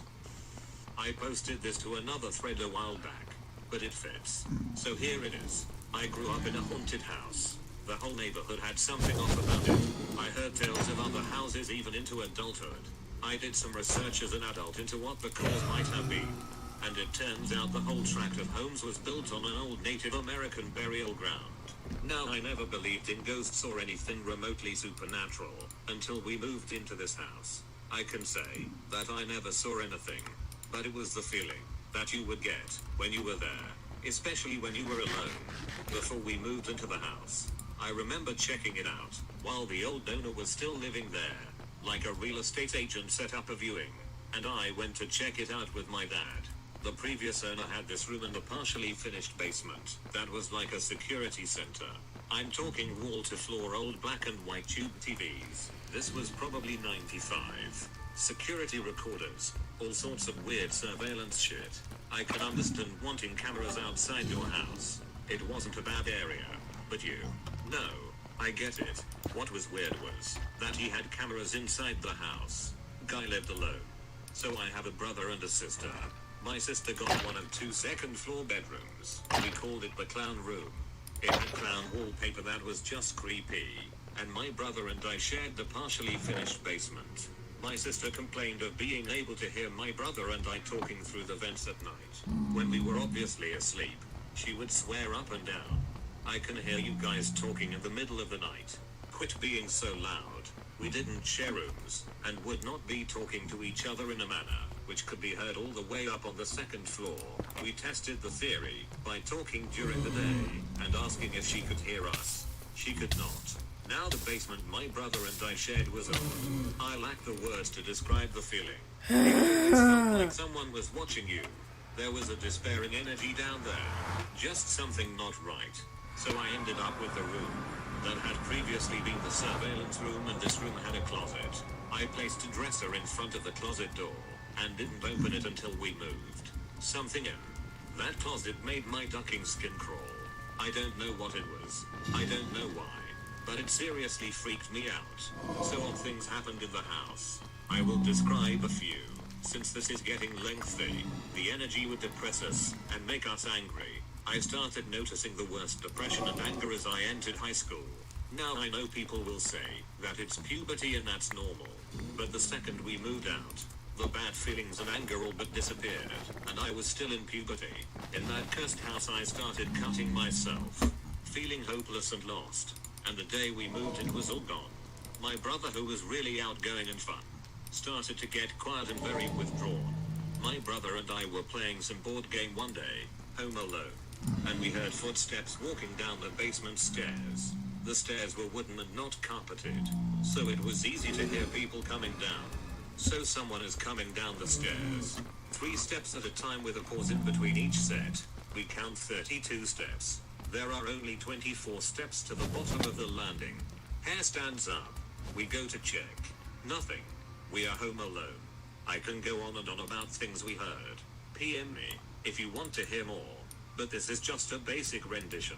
My dad always said, "You're being silly." More like quit making up lies. And the house is fine. There's nothing here besides us. Years after we moved out of the house, and after I had grown into an adult, I was having a beer with good old dad and the old house came up. He says, "Oh yay, that place was twisted." I asked him to elaborate some. He told me that he didn't want to scare us as kids, that he wanted us to think everything was okay, but he felt it too. He was home alone once, and saw an energy manifest and float right through the wall. His words. He got the depression too, the anger, all of it. Being in the house would suck the happiness away and just replace it with a huge burden type of feeling. 4 years later, the couple who bought the house ran into something too, and I assume this, because of this fact, the husband murdered the wife in that house. Now, I never saw a ghost. Do I believe in ghosts? No. Do I believe in bad energies and explainable instances? I do now. Never since being in that house have I felt the way that I did before or since. Don't duck with bad energy. That shit will scar you. So, let me start by saying I'm a very skeptical person. I don't believe in God, Bigfoot, aliens that abduct people, etc. That being said, when I was 19 to 20 years old, I was jumping on a trampoline with some friends. At one point I go to bounce off my back, cause I'm a badass with sick trick jump skills. But when my back hits the trampoline I freeze. Above us, maybe 200 feet, is a big spinning metal disc, maybe 20 to 30 feet in diameter. I just stare at it for a good 5 seconds. Then it ascends and zips away. I was sober, and it was midday. I was freaked out for weeks about it, trying to figure out what the hell I saw. I still don't believe in aliens, and I honestly think I must have been hallucinating. I used to have a reoccurring nightmare when I was 5 or 6 years old. I'd wake up in my dream to find a witch with red eyes squatting down to my eye level as I slept on my side. Then I'd experience that weird running sensation in dreams where the running feels endless and usually ends with some sort of falling sensation. One night I had this dream, and I dreamt that I ran to my mum's room and fell asleep there. When I woke up, I was in my mum's room, not in my bedroom, where I had fallen asleep, and experienced this nightmare. I was scared shitless. Turns out that I was a sleepwalker, something I was unaware of at the time. Well, as far as I can remember, it happened 3 years ago. Me and my entire TV journalism team for school, were going to Calippo, Aklan, a province somewhere here in the Philippines.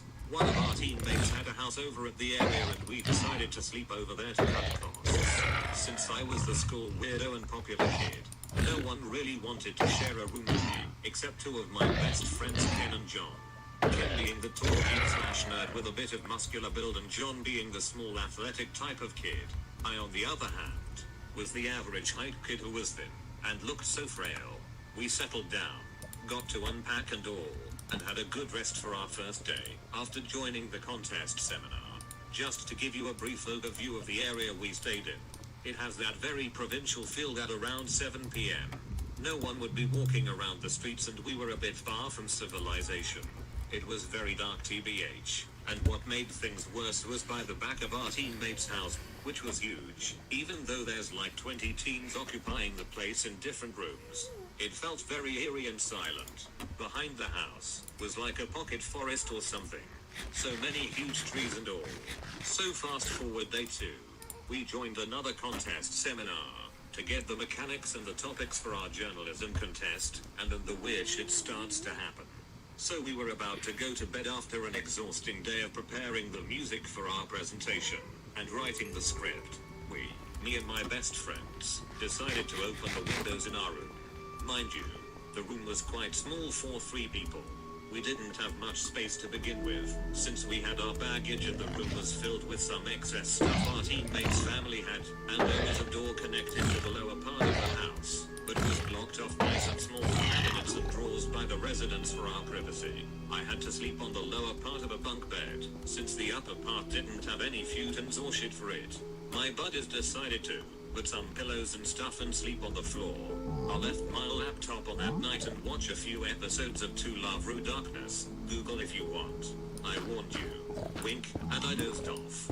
I woke up, standing in the corner of the room near the blocked door, away from the lower bunk I was sleeping in, and I was staring at something.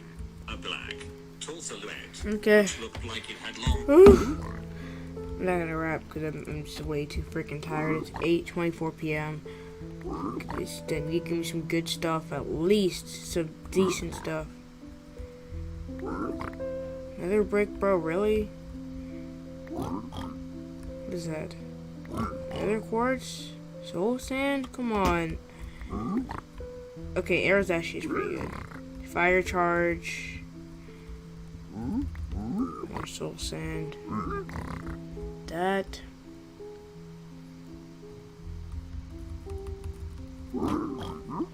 Obsidian, bro, come on.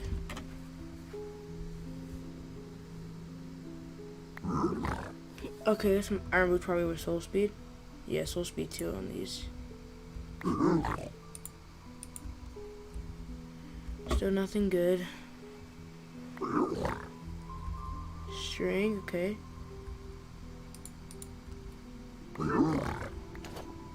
Maybe the fire is, bro.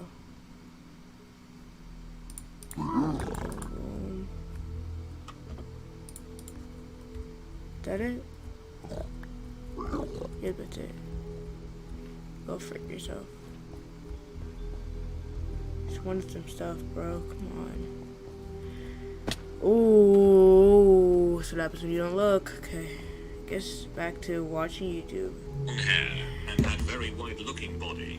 What scared me was I couldn't move. It felt like I was still in a dream. I tried screaming, but I can't hear myself. I tried to move, but I can't. It felt like I was stuck in time bubble or something. Then I focused. I tried my best to fight back. It feels like the shadow thing tried to smack me in the head. I tried to hit back, and I focused and used all my strength to run to the door. Trying to open it, however it won't budge. I tried as hard as I can to twist the doorknob and bam. I got out.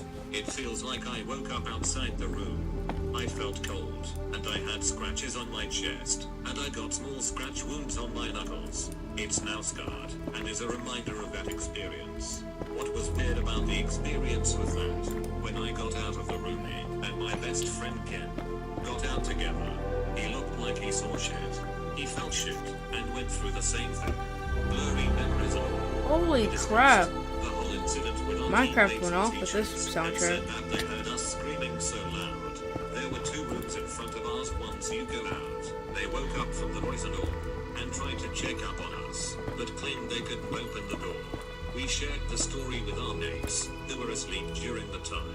The weirdest thing that happened was when John didn't know about the ruckus. I asked Ken about what happened, and he said that I tried to kill him. Tried to choke him, and that's how we got into the situation. He said that he had trouble moving, and saw the same thing like what I saw.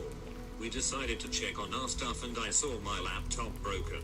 It just had a static screen, and when I tried to pick it up, it sort of whispered something, and I dropped it. Time it happened was like around 4 a.m. I swear that place had some crazy shit going on. I lost my voice, and so did my friend. We lost the contest and even had some of our shit broken. Up until this day, I wonder how that happened. When we went on our trip, people say we offended those spirits living in the trees at the back of the house by opening the windows and watching loud at him. They said we shouldn't have done that, since we were newcomers to the place and the house. I swear this on my dead mother's grave. I know what I saw, and I was free from any hallucinogens or mind-altering substances. I still can't find any logical explanation for this, and it remains to be the only event in my life I consider paranormal. When I was 14 years ago, I was in my brother's room using his computer playing some Counter-Strike. It was a tiny Theoretically, room, and wouldn't you only need computer happened 6 to grow the opposite those old oven-sized 1980s nuggets to make sound 1 systems. bar? As I was Doesn't that busy make blowing sense? people's heads up with the Arctic sniper, I was gripped by this growing sense of terror, like a slow realization that something sinister was about to happen. I reflexively looked behind me at that sound system I mentioned earlier, and I saw, like in slow motion, a spring-operated button slowly push down. I freaked out, and ran out of the house, phoning any of my family member, and asking them when they would come home. This happened 3 years ago. Kinda hard to explain, but me and my GF both woke up at the same time around 2:30 am. She turned to me and asked if I felt weird. Told her yeah. It was like a feeling of major anxiety. So I got up to grab the glass of water from the TV stand, and when I turned to give my girl the glass, something caught my eye through the window. It was a guy standing at the edge of the driveway looking at our house. Thought I was tripping, so I asked my girl if she saw him, and we are both staring at this guy in what looked like a top hat for about 30 minutes. We didn't know what to do, so we just stared at him, and I'm guessing he was staring at us. Then a little after 3 he turned and walked away down the street, and the way our court is set up we can see the main street from our window, so we watched him walk away, and when he got to this tree blind spot we lost him. I stared at that blind spot for an extra 15 minutes waiting for him to keep walking, but never saw him after that. We told her parents in the morning. They were concerned up until we told them what he was wearing. They lost it when we said he was wearing all black, and he had a top hat on. That duck in top hat. Strangest thing that's ever happened. My cousins and I were at my grandparents' house when we were little, ages 3, 4, 5. We were all taking a bath, and were getting out one by one as my grandma would finish cleaning us. My oldest cousin got out first. Then it was me. When I walked out of the bathroom, my older cousin looked worried, and ran me to the backyard door. There was a weird light projecting into my grandma's backyard. It looked like a spotlight, but it kept changing colors. I really can't describe it. After the spotlight is turned into a circle of dots just spinning. It had been about 20 seconds at this point, and we hoped then duck out. We went and grabbed my grandma and other cousin, but by the time we went back it was gone. Everybody just blew it off as our imagination, but we know what we saw. Actually we don't. Holy! Creepy as shit. Oh my god, I had a heart attack. These things, but it is so strange I don't know what to think until this day. One day I woke up from a horrible dream about someone or one's being very badly hurt, or dying in a horrible event. The details of the dream was unclear when I woke, but the feeling of fear and loss was so intense I woke up crying. Now this is incredibly rare for me. The last time I woke up crying from a dream was a nightmare, when I was 12. Anyway, I'm freaked out, and my dad is too seeing me crying. So I tell him about the dream. He's Arabic, and according to their folk takes seeing blood in a dream about something horrible as a good sign, because it means life. He was already freaked out, so when he asked me if I saw blood in the dream, I didn't want to worry him anymore, so I lied and said I did, even though I didn't. He leaves and I try to move on with my morning, but I can't shake the dream then a little, while later I get a call. It's my sister who had been estranged from the family for years, and she's crying. I'm trying to make sense of what she's saying and calm her down. She says she had a horrible dream about Dad and needed to talk to him because she was worried something happened to him. Literally the hairs on the back of my neck stood up. My sister had been estranged from the family for so long and calls out of the blue saying she had a similar dream. We call my dad and get no answer. My mom and other brother and sisters are aware of what's happening and are scared too. We finally get a call from the police. My dad had been in a horrible accident while driving. His passenger had been thrown from the car and killed, and he was in critical care. The passenger had been the woman he was cheating on my mom with. We found out later, but I held nothing against her, and I'm sorry she died. God rest her soul. After a few days we can finally see my dad, and he's coherent. The first thing he can say is your dream, and he started crying. I don't know or understand what happened. My mom claims a lot of my family have had dreams like that over the years. Oh geez. I've only told this story once in my life, so forgive me if it's not 100% coherent. When I was 16, my great-aunt passed away. My family went to her house about a month later to claim what she left my family in the will. Lo and behold, 16-year-old me finds 3 large bottles of alcohol, and it looked like top-shelf stuff from what I could tell. And what perfect timing, as it was the day before New Year's Eve and my friend was having one of his legendary night parties. So naturally, I took one for myself and hid it in my room behind the TV on my dresser when we arrived at home. For context, I lived in a plus 120-year-old house, and my room is on the opposite side of the house as the rest of my family's, so I didn't have much to worry about with regards to being bored. Now here's where the weird / creepy / strange comes in. As I laid in bed that night, thinking about both the gravity of my aunt's passing and the party I would be attending the following day, I heard a jiggle on my door knob. Having 3 little sisters and 2 parents in the house, I didn't think much of it and tried to sleep it off. But not 30 seconds later, my door knob jiggled again. Shorter in duration but more violently, and then again. I was off put and didn't know if it was my mom trying to scare me, my sisters fooling around, or just my imagination. So I tried my hardest not to think about the jiggling of the door knob as it persisted for a few minutes. At some point the jiggling stopped, and then passed by where I collected myself and started to calm down. Then I heard 2 heavy footsteps of someone who must have weights plus 300 pounds right on the other side of the door. My sheets were on the verge of needing a change, and so many thoughts came racing to my head as I'm trying to reason with myself as to who / what cold caused such a booming sound. I was in utter disbelief. This is a part that's made me afraid to share this story out of fear of being labeled as crazy or seeking attention. I heard those 2 footsteps again right outside my door. Loud booming feet shaking the hardwood under the carpet so much that it vibrated through my bed frame. Then I heard / felt another pair of room-shaking footsteps, but they were closer, coming from my side of the door. I was focusing right at that door intensely, not knowing what to expect, but there was nothing there to see but an old door. The door remained closed, and the footsteps grew closer to my bed, heavy and slow.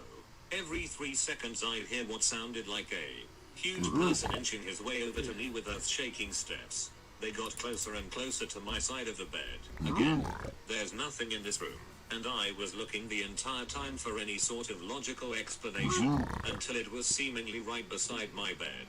And then the same loud, earth-shaking footsteps would pace back to my door at a much faster pace, causing things on my shelf to shake and make noise, and whatever I was hearing would slowly pace back to the side of my bed.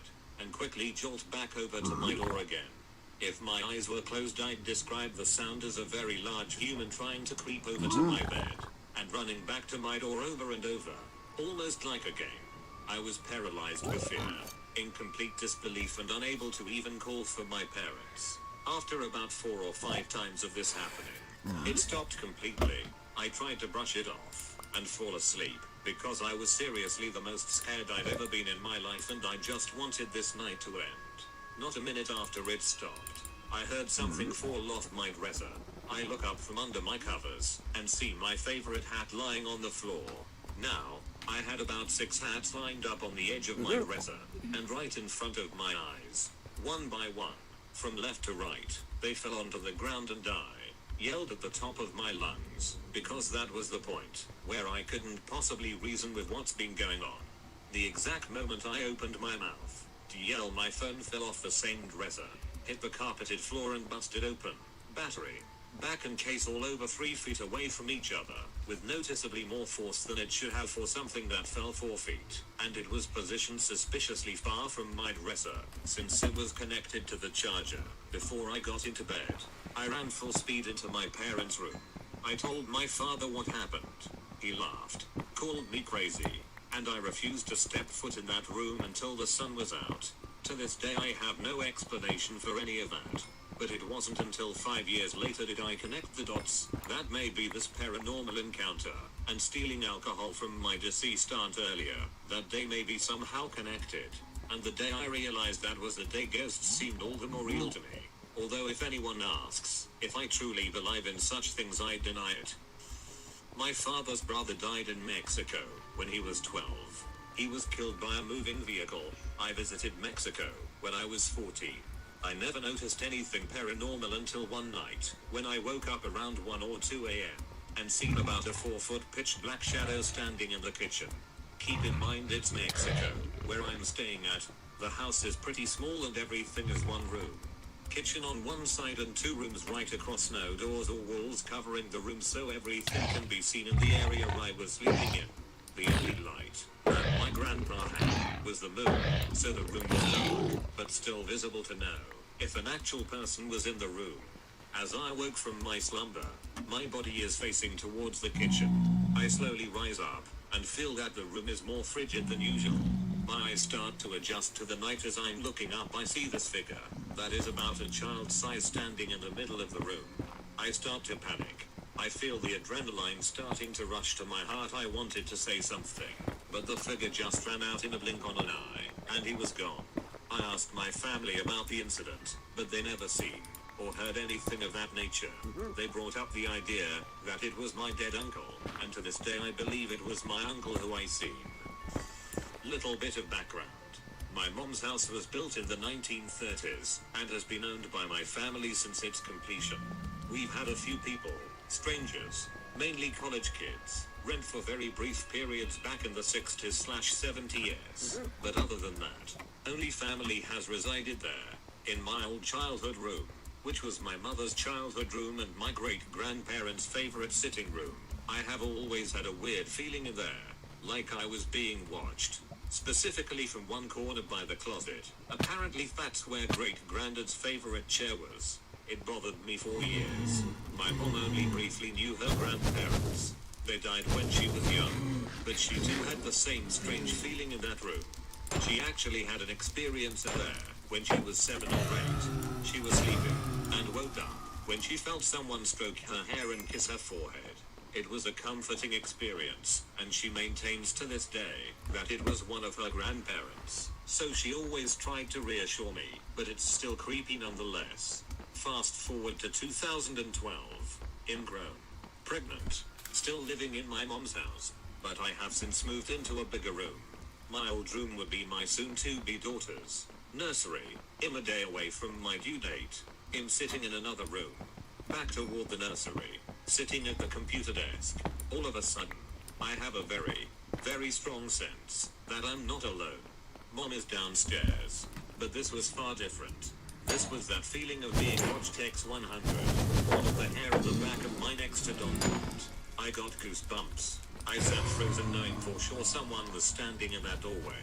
I slowly turn around in my chair and watch as the door to the nursery opens from totally closed to white DF open. I was paralyzed with fear. Can't take my eyes off the doorway. I reach over for my phone and call my mom and tell her to come upstairs immediately. When she does, I'm overwhelmed with relief and start to tear up as I'm explaining what just happened. I had lived in that house my entire life and never had anything happen that intensely. My mom maintains that it was our family coming to tell me my daughter was on her way or just checking in before the birth of their great-great-grandchild. I continued having the feeling of being watched in that room when my daughter was a baby, but never a malicious feeling. I chose to believe it was watching over my little one. I'm late to the party, but here's the stuff that happened to me at our second house I lived in from 6th grade till end of high school. First was knocking, footsteps, muffled voices coming from upstairs. Next I started imagining/visualizing, sorta like a psychic medium who comes in your house and sees things. This lady in a white gown around me sometimes. My closet door would open on its own. So would my bedroom door. The handle would turn and open by itself. If I told it to leave me alone and close, it usually stopped, and occasionally shut the door too. Woke up in the middle of the night, when I thought I heard the beep from opening the front door downstairs. Walked downstairs to get some water, and saw my mom in the hallway. She smiled and waved at me. It's dark and I don't have the best sight, and since she's the only female in the house, knew it had to be her. Then she walked around the corner into the laundry room as I went down the stairs. Had to question why she was doing laundry at 3 a.m. But there was no one there, and the door was locked, and alarm still on. The person vanished, so I went to check on my mom sound asleep. Ethan smiled and waved. Ducking waved back. That's when I knew it was there, and it knew I knew it was there, and things escalated. She'd knock stuff off shelves in the middle of night. Loud crashes upstairs. Run up and everything is fine. Others heard it too. My aunt heard someone singing while she was in the shower and was surprised when we all walked in the door and learned she'd been alone for a few hours. She's a little picky, but I'm inclined to believe her after seeing a woman and waving at her. Footsteps really loud. I could hear them stop halfway down the stairs where it gets visible from the couch and no one is there, but I can visualize this guy staring at me. Presumably one of the multiple voices I could hear muffled talking and arguing upstairs. One time before I finally moved out for college and refused to stay in that house alone ever again. Lines the papers on my corkboard next to my bed started flying off one by one. Attributed the first one or two to wind from the fan and tried to ignore it. Lines the tacks hit me in the face one at a time. Utzed straight off the board. And all the papers kinda tornaded at my face too. Covered myself up and yelled at it to go away, and the corkboard, very sturdily nailed into the wall, just fell off. Went back for a visit a few years ago and took a friend. He brought his drum with him. His is the creepiest thing that ever happened in my opinion, and the only part that ever scared me. I heard a drum playing, but it was a very specific beat that was the fault. When I was in the marching band in high school years before, it was incredibly unsettling. It showed not just he notices when I opened the closet door from it, but this is a beat he will recognize, showing this thing has true intelligence well beyond anything that had stayed in the house all the time. I kept hearing a couple thuds here and there all night. BTW. The drum was in its case, so couldn't have been making sound. My dad thought it was BS until he started hearing drumming all the time in the house after that. They'd go upstairs and not hear it, go back down, and there's drumming in my room. Usually it happened while I was on the phone with them. Like it knew I was on the phone and that was the only way it could talk to me in that moment. Not too creepy, but while my wife and I were in New Orleans, she went and had her tea leaves read. She came out of the meeting with her teacup because she wanted to show me that a clump of the leaves had formed a rooster on the inside of the cup. I'll be damned. It looked so much like a rooster I took a picture of it. My wife said the reader asked if we had kids. Yes, we did. She then asked if they were musical or actors, because she said she saw one of them on stage. Years pass. Then our oldest gets a part in the high school's presentation of Annie. His part? Rooster. Probably too late here, but When I was in high school, I worked at a local coffee/donut shop. Used to just sweep and mop the place between when it closed, and when the bakers came in for the night. I got cleaning this place down to a science. Could do it in 2 hours or so. But then I wouldn't be working enough to make any money. Smice, I was alone. I'd just sit at the counter killing time on the clock. This place had been around for years and years. All the workers would joke it was haunted by some big burly baker who eventually just lived in his van out back in the parking lot. So here I am one day killing time at the counter, when I see movement out of the corner of my eye. Looked like a big guy, in flannel, running from the front of the shop to the back into the kitchen. I thought for sure it was the owner's husband catching me slacking off. I was freaked out. Checked all over the kitchen and bakery. Even went as far as going upstairs to where the offices were located to check for someone. Before this I had never even been upstairs. No one to be found, and no sign anyone would have been there. The next day I asked some coworkers what the ghost wore when he was alive. Sure enough, never seen without a red flannel shirt on. I've always been hesitant to believe in ghost stories, but the movement I saw out of the corner of my eye was so real. I really believed someone had been there. Okay, I've been wanting to share some of these stories. I really believe someone had been there. Okay, I've been wanting to share some of these stories. I really believe someone had been there. Okay, I've been wanting.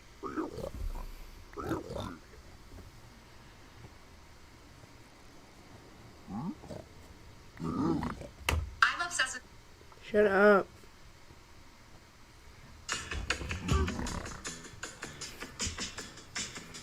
Yo, I knew the luck rates were pretty low, but over stats. Some stories of close friends of mine. For a while now, I'll share one to start out, and if more are interested I can delve deeper into other experiences I have had. I don't love to talk about ones I've had, but I will, if people are interested. All of these stories happened to either me or close friends of mine while we were on missions for our church in eastern Ukraine from 2012 to 2014. Things were pretty crazy in the country at that time, to say the least. When this happened, the country was in turmoil and a civil war had just begun. Riots were happening in the streets and people were being killed. DCT. No big deal. Right? My buddy told me this story as follows, but let me give you a little background information first. We were there as missionaries for our church. As I previously stated, our job was to help people come closer to Christ. So mostly, we were just there to offer service and help people in need. We always traveled in twosomes and talked to a lot of random people on the streets. My buddy was in a city called Gorlovka at the time.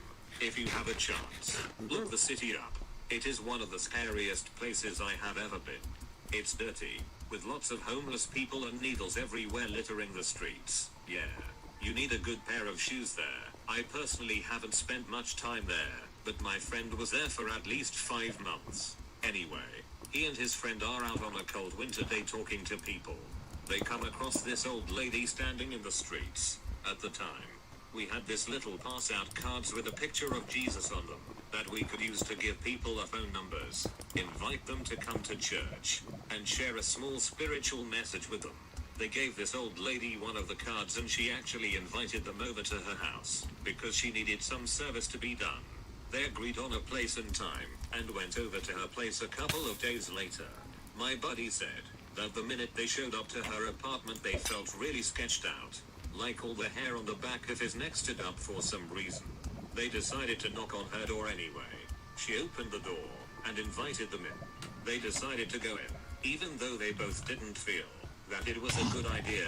As they entered the house they noticed her hearth. On the hearth stood the card they gave her, along with little pass-out cards from many other churches. Normally, this would be a good sign like, this lady is so nice.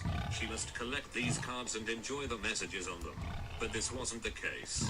My friend said that he still felt weird about the cards. As he and his companion got closer they realized something strange about the cards. Every single person depicted on all the cards had their eyes burned out. Like every single one.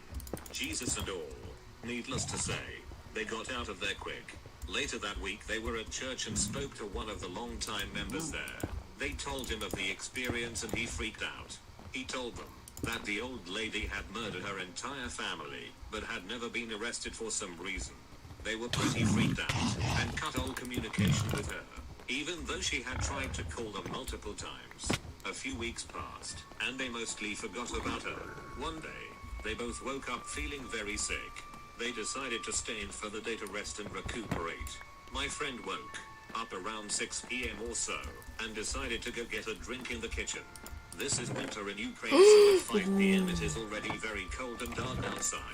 His apartment was on the first floor, and as he was getting his drink he decided to open the blinds on his kitchen window. The old lady was standing right there. She was just standing there, right in front of his apartment staring at him. He said that he almost pissed his pants trying to close the blinds.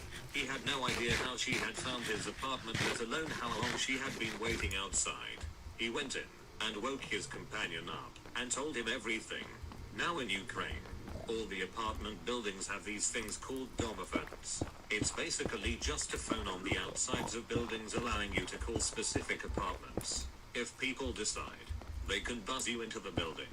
Anyway, she starts calling their apartment with a domophone. She called for like 30 minutes before leaving, and they never saw her again. Basically, Ukraine was pretty crazy. Sketchy things like this happened way too often. We lived in a house that my parents rented for about 9 months. We were all glad it wasn't longer. Some strange things happened while we were there, and none of us experienced anything like these events before or after living in this house. It was a house nestled right up against the mountains. We had neighbors, but the houses were pretty spaced apart. Some weird things that happened in this house included: 1. Things would go missing. Random things, but little things every day. My brother's BB gun just disappeared out of his room one day. It wasn't like we were burglarized. Little things would disappear all the time. 2.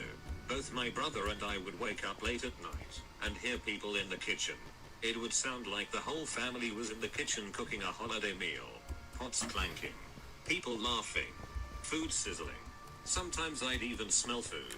We'd go out there to find the kitchen dark and empty. 3. Not paranormal, but weird. Before moving out, we were helping the owner get the yard in order. The owner had a heart attack and died later that day. My parents used to live in a second floor apt where all sorts of strange things happened to them. I remember hearing my mom tell us stories where something would physically grab her hand or pull her hair at night when I was a newborn. Fast forward a few years and I started to experience a few things. I would always hear voices coming out of my parents' closet. It had no doors, and it was more like a tiny nook in their bedroom. I made my mom cover that nook area with a big blanket thinking that was going to stop the voices. But the most memorable one I can clearly remember was sleeping in my parents' room and something woke me up, but I was in a paralyzed state. At the foot of my bed I saw a human-formed silhouette out of flames. Think of the Marvel character Pyrokinesis, or the Killer Instinct character Cinder, except it didn't have a head. Just the flames rising above where there should be one. Another 3 appeared, except on each side of my bed. Foot, left, top of head, right. While I'm looking up at this paralyzed, and obviously freaking out, I could hear them, chanting something that sounded like Monazen over and over again. As they all did this, the 2 on either side reached down and actually grabbed me by the arms. I felt no burn, since these things looked like flames. Just the sensation of pressure holding me. They started to lift me from the bed, when I was finally able to let out a scream. At the very moment that I did that, they all completely disappeared along with a sizzling sound. Think throwing water on a hot pan. My parents woke up immediately and turned on the lights. Years went by and my parents and I were recalling old stories and I mentioned the above to them. They told me they didn't remember that night I screamed. They added that they woke up because at the same time I was screaming. My dad said that something, chucked the glass of water he usually has on his nightstand across both my mom and his face. It didn't just fall over. It felt as if someone picked it up and literally sideswiped it across their bed. When they put my story together with this, it all kinda made sense. About 10 years ago, I was curious to see what became of that old house, and I drove by, only to find it had burned down years before that. I was friends with a guy in high school Greg. He was a good dude. I don't think I was one of his best. I forgot where I went. This is the beauty of live streaming. I can go back.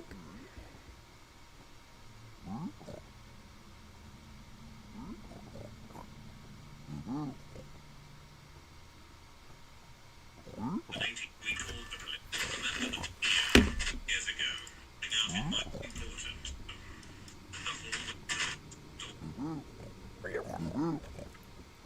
But she, the back of my 26604. 26604. Okay. Okay, some weird chords, but whatever. So why I stream? Mainly, this is not the reason, but it's a nice reason. Have you heard about this educate? 3. Not paranormal, but weird. Before moving out, we were helping the owner get the yard in order. The owner had a heart attack and died later that day. My parents used to live in a second floor apt where all sorts of strange things happened to them. I remember hearing my mom tell us stories where something would physically grab her hand or pull her hair at night. Leaders appeared along with a sizzling sound. Think throwing water on a hot pan. My parents woke up immediately and turned on the lights. Years went by and my parents and I were recalling old stories and I mentioned the above to them. They told me they did remember that night I screamed. They added that they woke up because at the same time I was screaming. My dad said that something, chucked the glass of water he usually has on his nightstand across both my mom and his face. It didn't just fall over. It felt as if someone picked it up and literally sideswiped it across their bed. When they put my story together with this, it all kinda made sense. About 10 years ago, I was curious to see what became of that old house, and I drove by, only to find that it had burned down years before that. I was friends with a guy in high school, Greg. He was a good dude. I don't think I was one of his best friends. But he was up there with me. We used to go to shows with a group of people and he played bass in a band for a while. High school I left to do basic training. He got a job with a local newspaper. He hung himself in the office where he worked.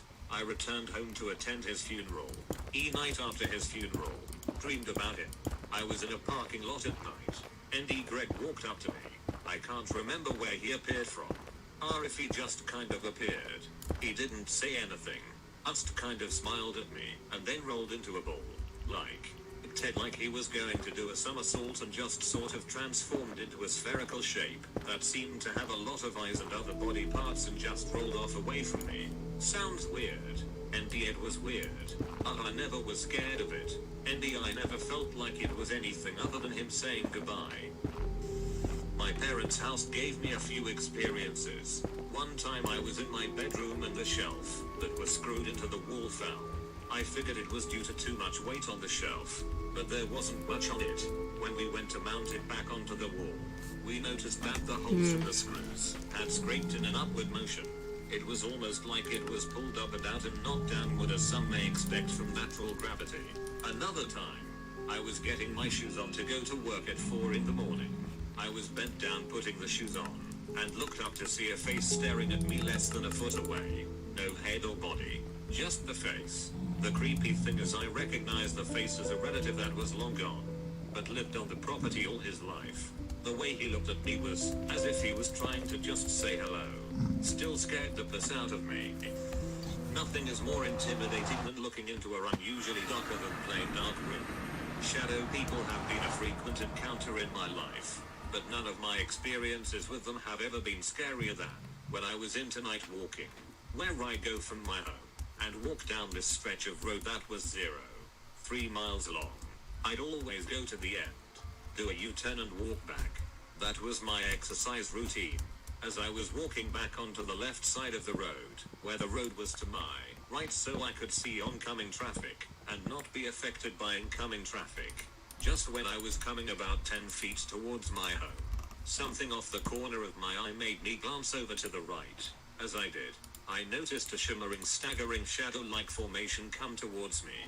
It had the animation of a drunken walk. No sounds of steps to it. Nothing that hinted that someone was even there. And I know this road long enough to know that anyone else walking wasn't a frequent thing. Not something you want to experience at night. For sure. Whenever the paranormal comes up, I think about this story. I have no explanation for it.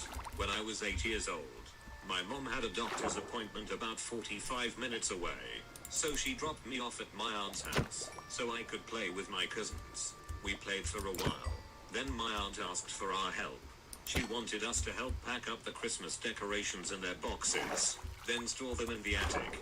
The attic access was in the hallway, and you had to pull down a wooden ladder to get up there. I volunteered to put the packed boxes up there, because I liked climbing up into the attic on that ladder. My aunt said there was a spot for Christmas boxes straight ahead once you get up there. My aunt handed me an old cardboard box full of decorations to bring up there. I remember that it was an old Huggies diaper box. Once I got up to the second to last rung on the ladder, I stopped and looked to my left.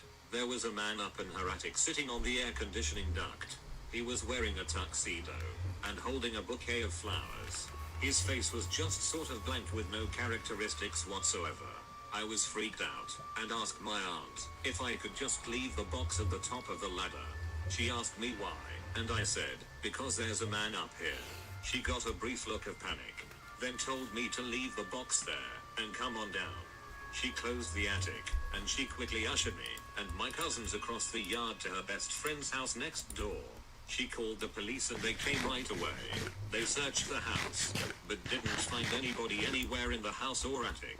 The cops asked me to describe the guy and I described the tuxedo, flowers, and no face thing, but I couldn't describe anything more than that. The cops must have thought I was making it all up, because they didn't do any paperwork, and never followed up with my aunt. We explained the situation with my mom when she came back, and my aunt said she didn't think I was lying, because she heard me talking to someone at the top of the attic ladder. She thought it was weird, but didn't panic, until I mentioned that there was somebody actually in the attic. I don't remember talking with the man while I was up there, though. I only remember asking my aunt to put the box up right there and climb down. My guess is that this was either a ghost or some exceptionally clear figment of my imagination. We talked about it every now and again until my aunt died a few years ago. It may not have been real, but it seemed very real to me at the time and still does today. Got some stories from when I lived in the Philippines. Story 1.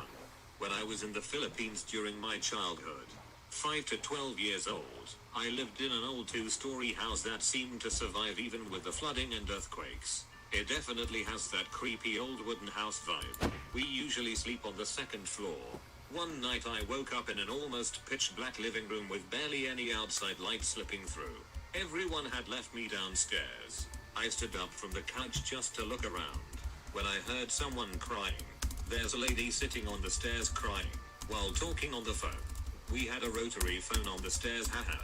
She was wearing one of those old school dress pajamas like something you would see on a porcelain doll.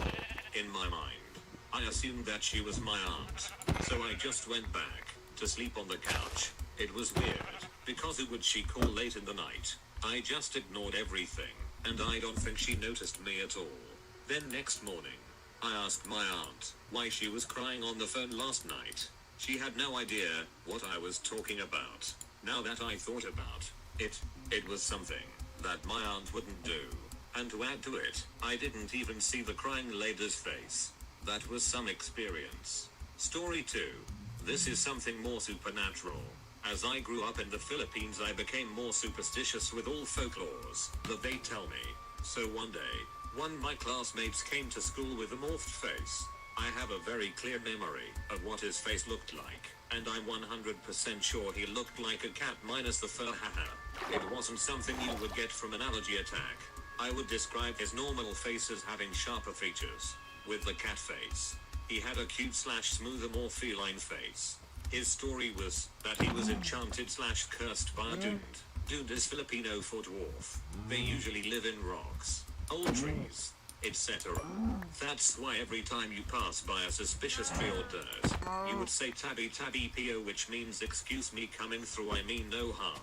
He tried every medical help, but no luck. So they got help from an albulario, which, doctor, it actually worked, since his face went back to normal a couple of days later. Story 3. Did I forget to tell you guys the school I went to was a private Catholic school that was built on top of a cemetery? Yup, on a normal school day, everything seemed nice. And then, students started gathering around our school chapel. Of course I was curious and joined in. I picked through the window and there it is. I witnessed an exorcism. I would describe it as something you would see on an exorcism movie. While the priest splatters holy water on the girl, she screamed just like in the movies. She struggled to get out of the hold as she was being held by a couple of people. It was definitely an unforgettable scene. Story 4. During 6th grade, me and fellow buddies finally get to join the Boy Scouts in our school. Our school had a camping event to welcome all the newbies on the side of our gymnasium. We have a grass field for sports and events. The seniors gave us all the equipment we need to set up camp. Of course the school is creepy as duck in the night. We set up camp on the grass field on the side of the gym.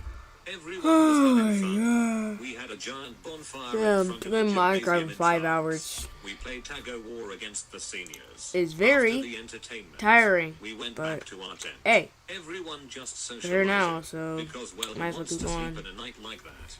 Then, all of a sudden we hear children playing in the gym. Oh yeah, the gym is pitch black and empty inside. There is no way anyone can be in there during the night, especially after midnight. That gymnasium is pretty beat up and old. It was completely locked. Everyone was freaking out. I'm pretty sure nobody slept well that night. Story 5. Back to the old creepy house. Me and my sister were upstairs in one of the rooms just going through some stuff in some closet. The door to the room we were in was completely open. Door to wall. While we were doing our thing, the door suddenly shut closed. Scared the shit out of the both of us. There was no way any of us could have closed the door. We were at least 3 feet from it. Even the wind can't move that door. Startled, me and my sister stared at each other. Then, our brother was going up the stairs to bring us some calamansi juice. So we tried to scare him, and asked him if he closed the door. No idea why we even asked that question. We would have noticed anyways. We started freaking out and just ran downstairs, and got the duck out of there. There have been people that died in that house too.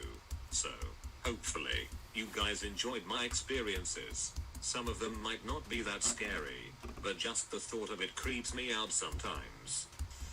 I have many stories, but I'll share 2 short ones. First, I'll mention that I have insomnia, and it takes hours to fall asleep, no matter how exhausted I am. I've experienced sleep paralysis before, but these were not that. My mattress is on a wooden box spring like this. Link. Sejik. M/wood platform bed. G. Was facing the wall one night. Edding Reddit. MD heard about 4 very distinctive knocks on the wood on the side of the box spring that was behind me. Turned over so fast. The light was already on, but obviously nothing was there. MD there was no explanation. The knocking was very deliberate. I was tossing and turning, trying to get comfy, as long as I was lying in bed maybe 30 minutes, and decided to try lying on my stomach. It's usually uncomfortable, so I don't do it often.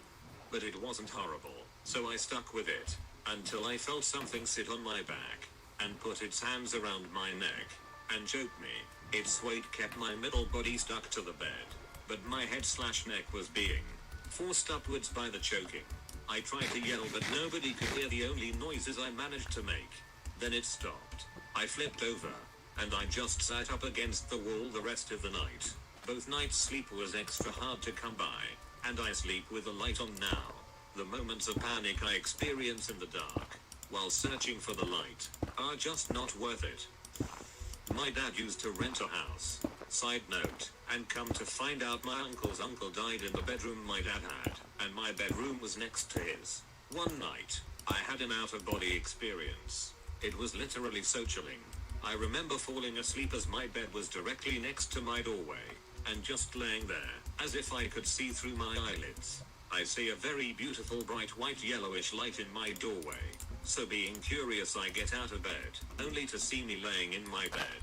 I whip my head up. At this point, I'm standing next to my bed directly looking at my doorway, and look at this light, and slowly walk to it. I remember talking to it, and I felt so at peace. I remember it was a male presence. We soon come to an agreement of some sort, and I sit on my bed, and lay back in my body and wake up.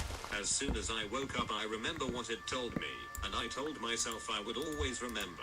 To this day, I don't remember what it told me, but I was beyond happy. Skip to a year later. That house burned down, and it started in the back of the house, where my father's room was. My room was completely under shade. I don't know if that's paranormal parity, but it's something I think about regularly.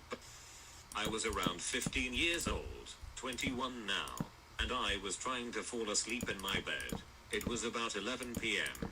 My parents were asleep on the other side of the house. Suddenly I hear a really strange Trying to sound, make an Enderman spawner, almost if you like don't know. music, but He's without trying to a get real the melody. big box. It reminded me of a Light badly level played 0. synthesizer. It started out pretty loud, and got steadily louder. When it sounded really close, I ran into the living room, because my dog had woken up and started barking. The freakiest thing is, that she was walking in circles in the center of the house, barking at the ceiling. Very odd behavior for her. I was convinced that, if I looked out the window something... Let me look it up on my phone. How to spawn Ender.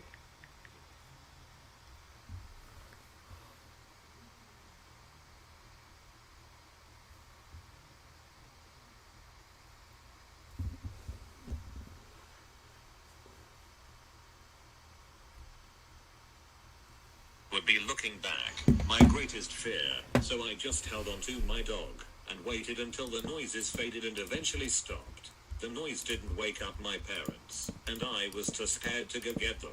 BTW, this was rural Midwest United States. No neighbors nearby, no rowdy kids around, no weird machines or factories. Still scares me to think about it. Mine was more of a dream. I was dreaming that me and my C's were doing something. We encountered a couple who made my sister mad, so she decided to chop them up into pieces. I begged her to stop, but she kept hacking at them. Her laugh was that of an evil witch. Soon enough I try to wake up, but can't. I'm stuck and I'm trying to wiggle and move my body. I wake up sweating and creep the duck out. I do a prayer, take a piss, and go back to sleep with my restroom light on. Single-handle the scariest shit ever. About 15 years ago some Navy buddies and I decided to go ghost hunting. We had heard of this place, where some strange shit would happen. It was a park near a beach and railroad tracks in Pensacola, Florida. We went there, and found that it was a trail through some woods, that would go towards the railroad tracks, then would come back to the main road about 1/4 mile away. We went in and everything was dark, but not too creepy. About a quarter through the trail one of my buddies started freaking out about some dude following us. We looked and saw nothing. We kept going, and he was knocked to the ground. He started struggling to get up. His eyes were bulging, and he wasn't breathing. He was struggling and trying to get up but couldn't. He was reaching for the wooden rails, but still couldn't pull himself up. He even ripped 2 fingernails out of his fingers trying. We tried to help him up, but couldn't get him up. This was odd, because he was the smallest one of us. It was like he was being held down. His lips were starting to turn blue, and he was frantic. Then in the struggle my other buddy's silver cross fell out of his shirt, and then everything stopped. We hightailed it out of there, and never went there again. We actually never went ghost hunting again either. I have 2 things that I think are equally creepy. 1, I used to live in a house that my mom swears up and down was haunted.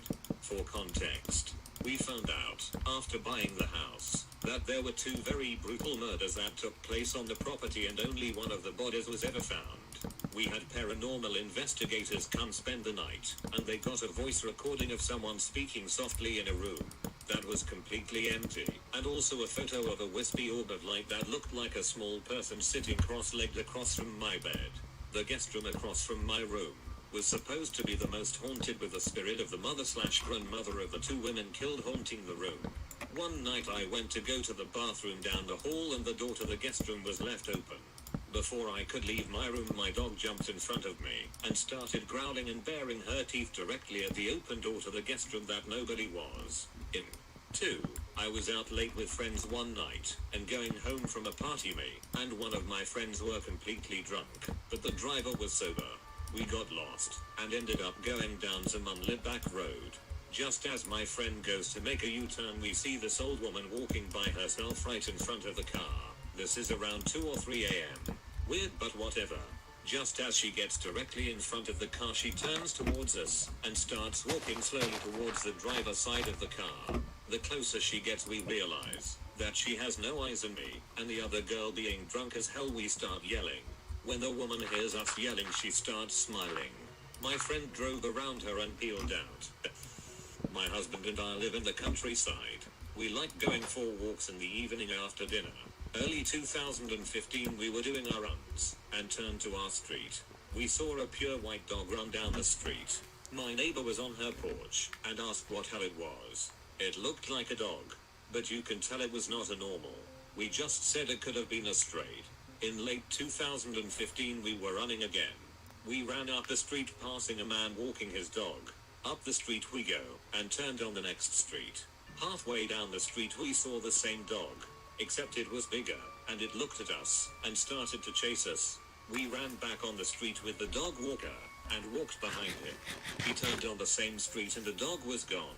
You could see our footprints, but not the dog's. We didn't see the dog till summer of this year. It was night and my husband wanted a romantic dinner in the woods clearing. We have done this 1,000 times. Walk 5 minutes through the woods to get to a clearing behind our house. We got to the clearing, and saw the dog. Now the dog was the size of a bear. It was hunched over eating a small deer. It slowly turned its head, and looked at us with its big bright red eyes, and started running towards us. We never ran so fast in our lives. Ran back to our house and Fort Knox the place. We talked to our neighbors, and they've been dealing with the same monster for years. TLDR, a hellhound lives in our neighborhood. It was in November, I think. Having moved to a new apartment, I didn't feel at home and comfortable yet. One day, I woke up at around 9 a.m. to a scuffling sound. My roommate wasn't there. He had went to the university 1 or 2 hours ago, so where came that noise from? I stood up and checked the kitchen and his room. And again, heard the shuffling sound from my entry door. Inside was half awakened. All seemed surreal. I mustered the courage, and flung the door open. This point I saw a woman just an arm length away from me on the stairs to my door. He was leaning over, and swung her arms from left to right. The only conclusion my drowsy mind could come up with was, there is a ducking zombie woman in front of my door trying to kill me. That was when I slammed the door shut, and ran to my bed, trembling.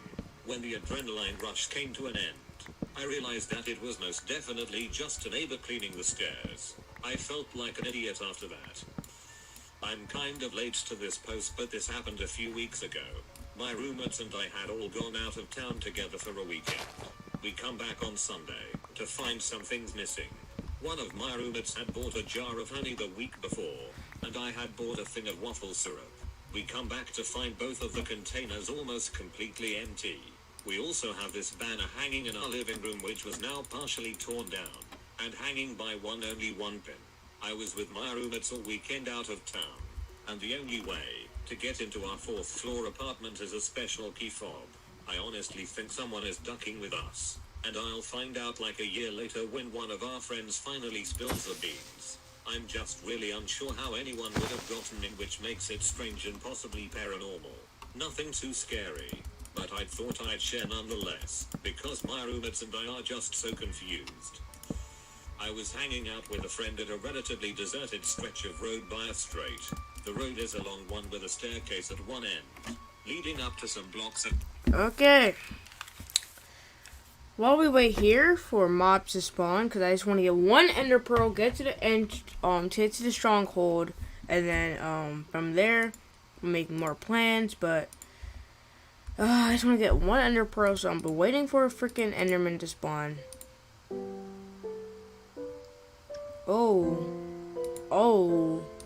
Oh, getting down to the ground, safe sound, yeah.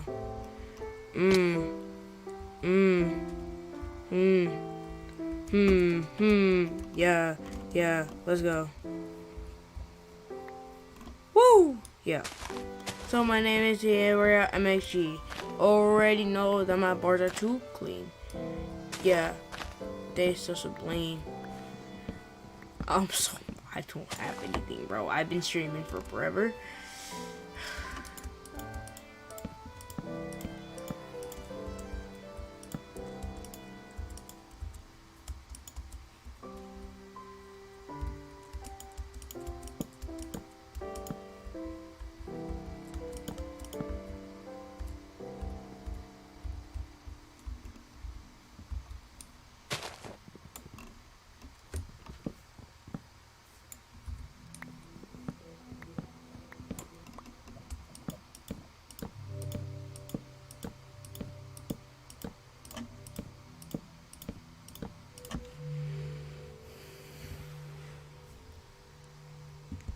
Like I said, we're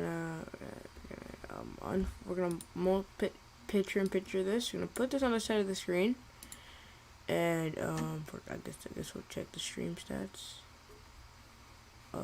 No, I don't no. But 2.5 hours. Well, I guess wait for the game.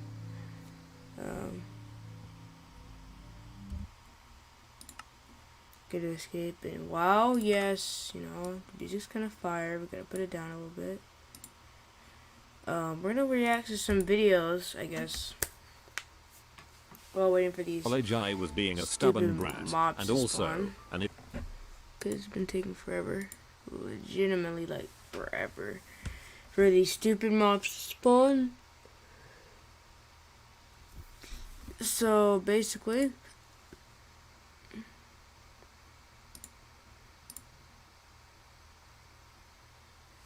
we're gonna go to subscribers, and what do we got? Ooh, we got a crazy Mario Bros video. YouTube TV has no hidden fees. Subscribe to Crazy Mario unlimited Bros. DVR. Help them hit 500K before the end of 2021. Grammarly is your personal Yo, I can spell, bro. Stop, and I can spell. Hi guys, before the video starts, Social Blade says that we won't hit 500,000 subscribers before the end of this year, so why don't we prove them wrong? Subscribe to the channel to help us reach our goal and make more videos like this, and also, I'll give you a taco. Don't you want one? It's free. Also, like the video too. Let's try to get 100,000. I'll give you another taco. That's 2 tacos. Thank you. Enjoy the video. So, Crazy Mario Bros. In association with you all. Type of enjoy. What was it, 500K?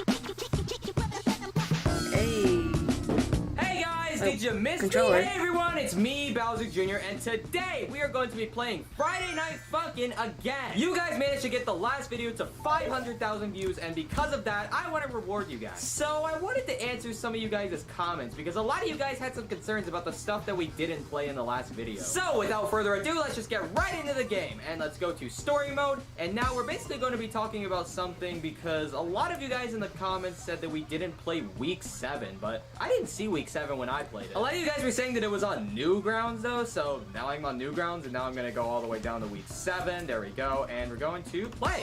All right, let's see what week 7 is. Well, what do we got here? You got me, idiot. I'm right here. I should just kill you, but what the hell? It's been a boring day. Let's see what you got. Oh, you really think you can kill me? This song's kind of catchy. Wait, is this a challenge? I still don't know how he's playing on the controller. Oh god, wait. Oh, never mind, it's not that bad. Oh, wait. Okay, I kind of messed up on the last part, but it's okay. Alright, this is going okay. He's not playing it hard. Why is he making that noise?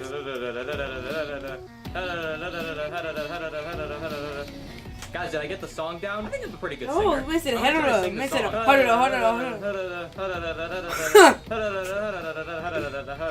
Alright. I think I nailed that. You know, I'm pretty good at singing. I nailed down every note. Oh, I'm pretty good at this. Alright, I guess we're getting into the song too. Pretty tight bars for a little dude who's simping over an ugly, boring little teenager that wears her mom's clothes. What? I don't really know who she is, so I don't know why I'm offended. I don't really care what he says about her. Song's kind of sick. Whoa. Oh, I'm liking this one. Yeah, I like this one. All right. You're not even playing normal, bro. It's getting harder, okay. Alright, this might save me. Maybe I can complete this just barely? Alright, it's getting kind of close. What do I do? This is getting pretty close. I need to start actually landing the notes now. I'm gonna start focusing, guys. This is difficult. Some of these segments look really weird. Play Like, free they look a lot Minecraft, harder yeah. than they are. That Sure. looked a lot harder than I thought it was. Alright, I'm getting better. Getting better. Let's hope we can keep this up. Song's catchy. I gotta add this to my Spotify. Oh god, help, help, help, help, help. Okay. How is he Thank playing God. on the Xbox For a 360 second there, I controller? thought bad things were gonna happen. That's my confusion Very right now. bad things. You don't want to know what they are, or you probably actually already know what they are. Oh god, Yeah. oh god, oh god. Start landing these notes, please. oh god. Oh, he's gonna die right at the end of Okay. the song. Oh my god, wait! I just like barely got that! Oh, I was so close to dying at the end. Ugh. God effing damn it. Well played, you little shit. Oh my god. This war. Wow, no censor. Ah, Wow. He's saying a lot of words. Get rid of the A lot of words. Sorry, no problem for you this year. What? What? Oh my god! Wait, are they gonna kill? What the is going on? See, I avoided a curse word there, unlike him. He was just cursing like a sailor. Jesus, he's saying a lot of bad words. Oh my god. Yeah, why especially want to kill him now? Why is he saying so many curse words? I mean, I say curse words, but not that many. Especially at me. This is very laggy. That's my only issue. Bruh. Man, missed a whole no on easy. Oh my god, I was so close to dying right there. Like, I just barely made that. Thank god. Oh my god. I need to get better at this. Please, quickly. I need to quickly get better. Oh, How did you fail? oh god. How is this already hard from the beginning? Some of this is really hard to see. Like, some of the notes literally blend in with the background. What do you want me to do? Hope I can get it They this time. don't. What? I'm doing good. What? Dude, I'm doing good. What? It doesn't even matter if I miss notes anymore. Oh god, I jinxed myself. I jinxed myself there. Oh my god. What? Did I do it? There's only 3 songs, right? 3 songs? 3 songs? Oh!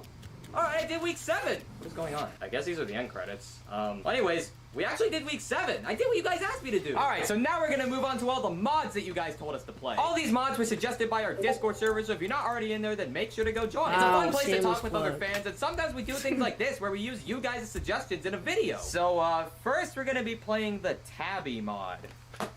What is that? Alright, Friday It's Night creepy, Funkin' but versus it is X. Who's X?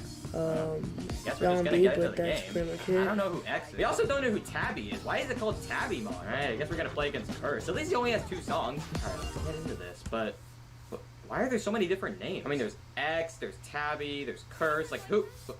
Oh, it's a cutscene. Oh, that's nice.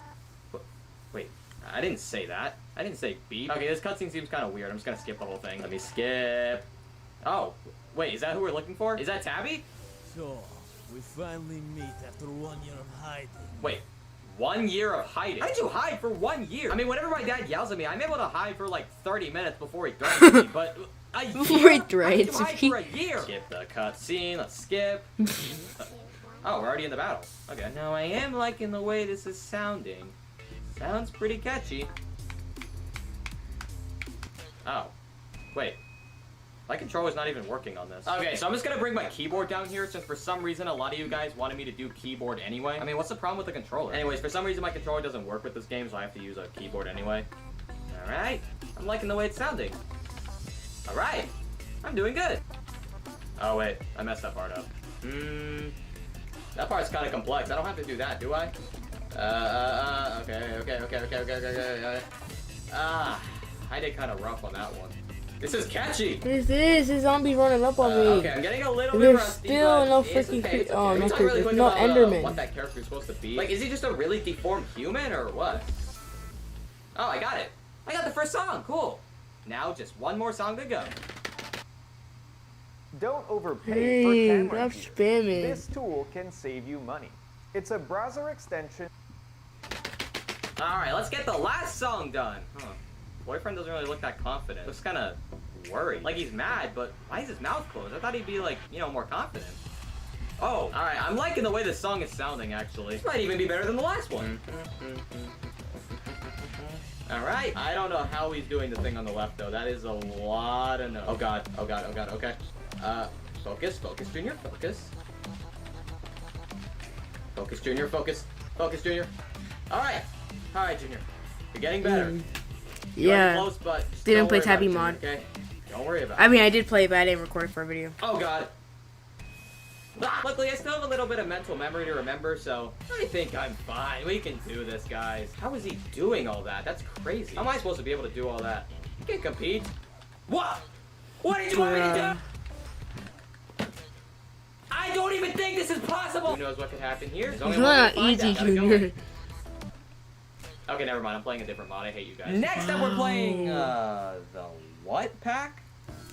All right, now we're into The what Friday pack? Night Funkin' What? again, but I thought I was supposed to be playing something else. I downloaded another mod. All right, well, I guess we're gonna be. What are all those tracks? What is the? Wait, what? I don't know why the game is insulting me, but I guess we're gonna find out Wow, what this is. why you gotta insult me What is like that about? What is this? Yeah, 'cause- I have no idea what this is. I'm not playing this. Okay, well, I guess we're just gonna be playing normal then, and we're gonna be seeing what this is about. What? Wait, is that Mario? Wait, Mario's in this game? What is he doing there? Mario, I didn't know you were in this game. What? Yeah, you're in this game that I'm playing. I'm not in a game. What are you talking about? I'm only in my own games. Oh. I didn't realize I wasn't even paying attention. But Mario, still, you're literally in this game! Junior, I don't know what you're talking about. I swear, Mario, come look! Okay. See, Mario, look! You're in the game! That is not me. Mario, that is see, look, it's your signature red cap. It's flipped to the side for some reason, but that's literally you in the game. I'm too weirded out. I'm not being here. Look, Mario! Oh, I gotta do this. It's all Mario's fault. Dude, you literally told me to come in here. How was that my fault? It's actually playing his voice clips. That's really weird. Hey, Mario, you're not actually that hard to play against. I don't care. Oh. Okay. Oh, never mind. I literally just said I don't care. Yeah, Mario, I don't really want to play against you anymore. Dude, why are you still telling me about this? Wait. What is this? No. Among Us? What the hell is this? No. Well, I have no idea what I'm playing Get right it now. off my Literally, screen. what? What am I playing? What is this? Oh, regardless, I'm not that bad at it, but why am I playing this? Why is Germa's face in the other guy? I can't believe I'm actually about to... Enderman! Enderman! What is this song? Enderman! Enderman! Enderman! Enderman!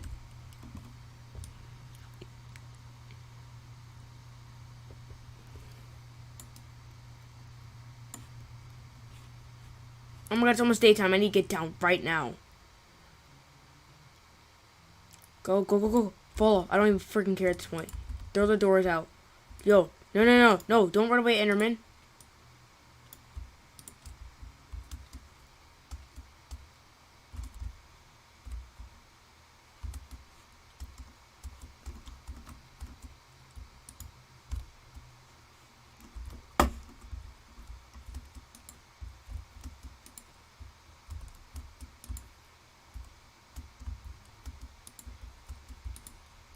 What? No, no, no, no, no. You saw that there was a double explosion. What?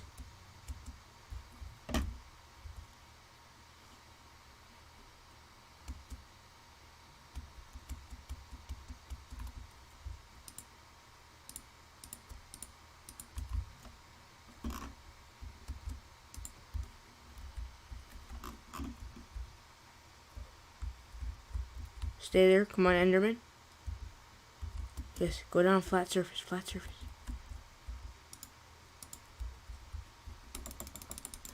No, get back here, Enderman. Enderman, get back here. Enderman! No, I cannot lose you, buddy. Enderman? Oh, he's over here. No! No! Fucking creepers. I know it wasn't all the creepers, but I wanna act like it is the creepers, because it's creepers. You can just blame everything on the creepers. That's the closest I have been, and that's the closest I'm probably going to freaking get to getting a stupid Enderman. Are you kidding me, man? That was so close. I could just smell an Enderman just coming. But no. Oh. Why am I dying to explosions so much? Before, I was standing right next to a creeper and did 1.5 hearts. And then now, all of a sudden, creepers be doing 18 billion hearts.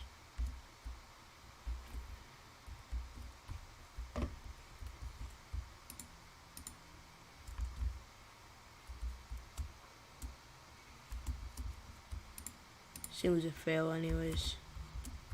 Hey, where's my stuff?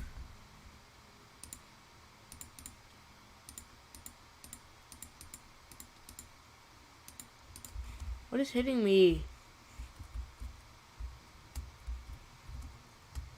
Where's my pickaxe? Ugh.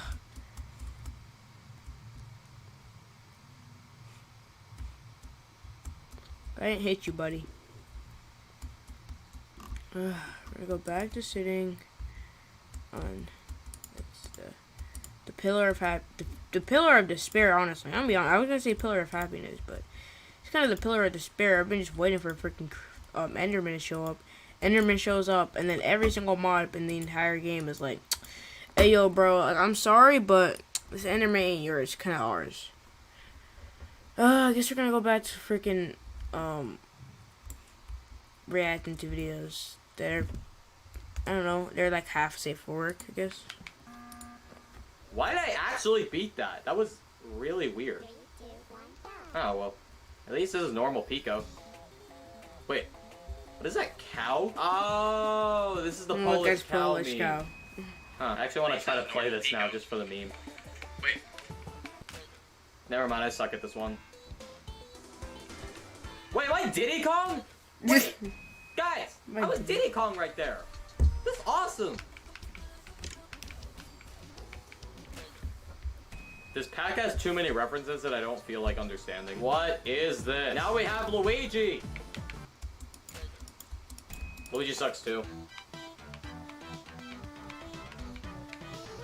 What? I have no idea what this is. Yeah, I don't actually care that I lost that because I already beat the first Among Us one. This pack is too weird. I'm moving on to something else. Next up, we're playing the Cappy mod. Isn't that the thing from Mario Odyssey?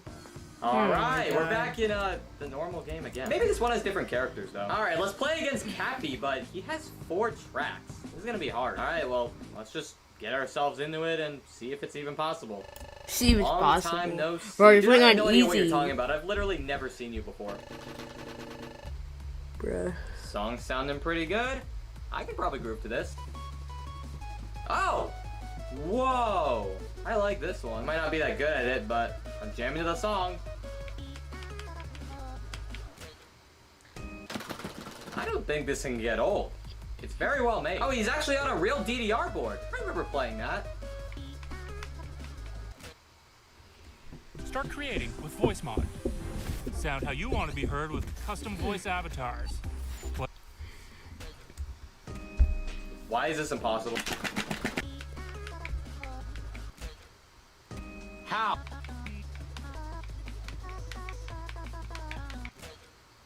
What?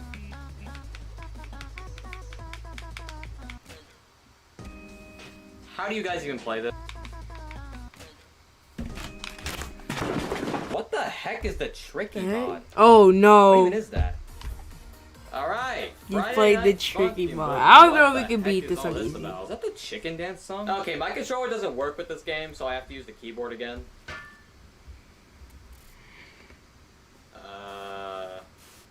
What is this? Is that who Tricky is? The Tricky from FNF. Alright, I guess we're playing against him then. The reference. You know what? He's actually not doing bad. Never mind. Okay, no, you guys are messing with me. You guys keep on giving me hard things to do. Next up is You're like the easiest. Oh Matt. no. Isn't that the neighbor that I stole a GameCube from? He never even knew about it either. He's so Wow. stupid. Oh. We funkin'. Wait a minute. Wait. Isn't this the... Oh, wait a minute. This could only mean one thing. Oh my god. It actually is what I thought It's it was. Matt from It's FNF. Matt from the Wii Sports game. Oh, there's no way I'm surviving this. If he beats me all the time in boxing, he can beat me here. He's a god. But, wait. Aw. Matt, my controller doesn't work with your game either? Why do none of these mods come with controller support?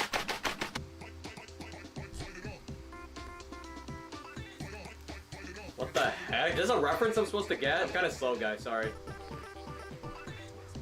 You're not doing too bad, though. Thanks, Matt.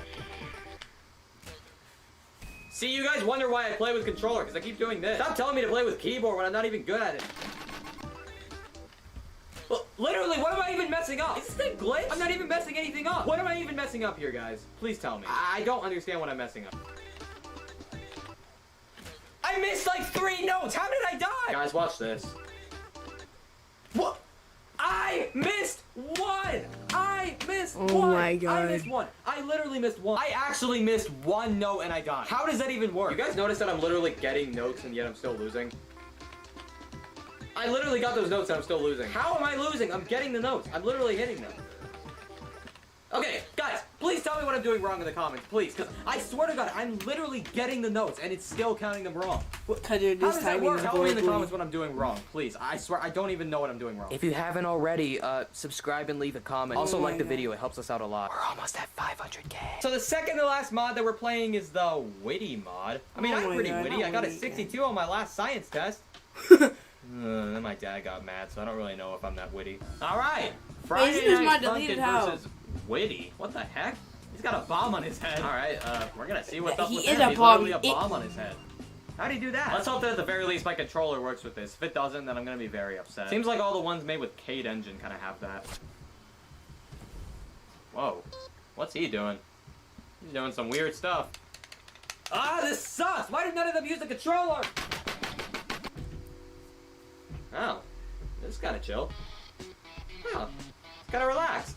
I like this one. It's a nice change of pace from all the intense stuff I just had to do. Matt. I actually liked him. I thought he'd do good with me. I'm actually pretty good at this one. I might be missing a few notes, but I think it's pretty good. The song's pretty catchy, too.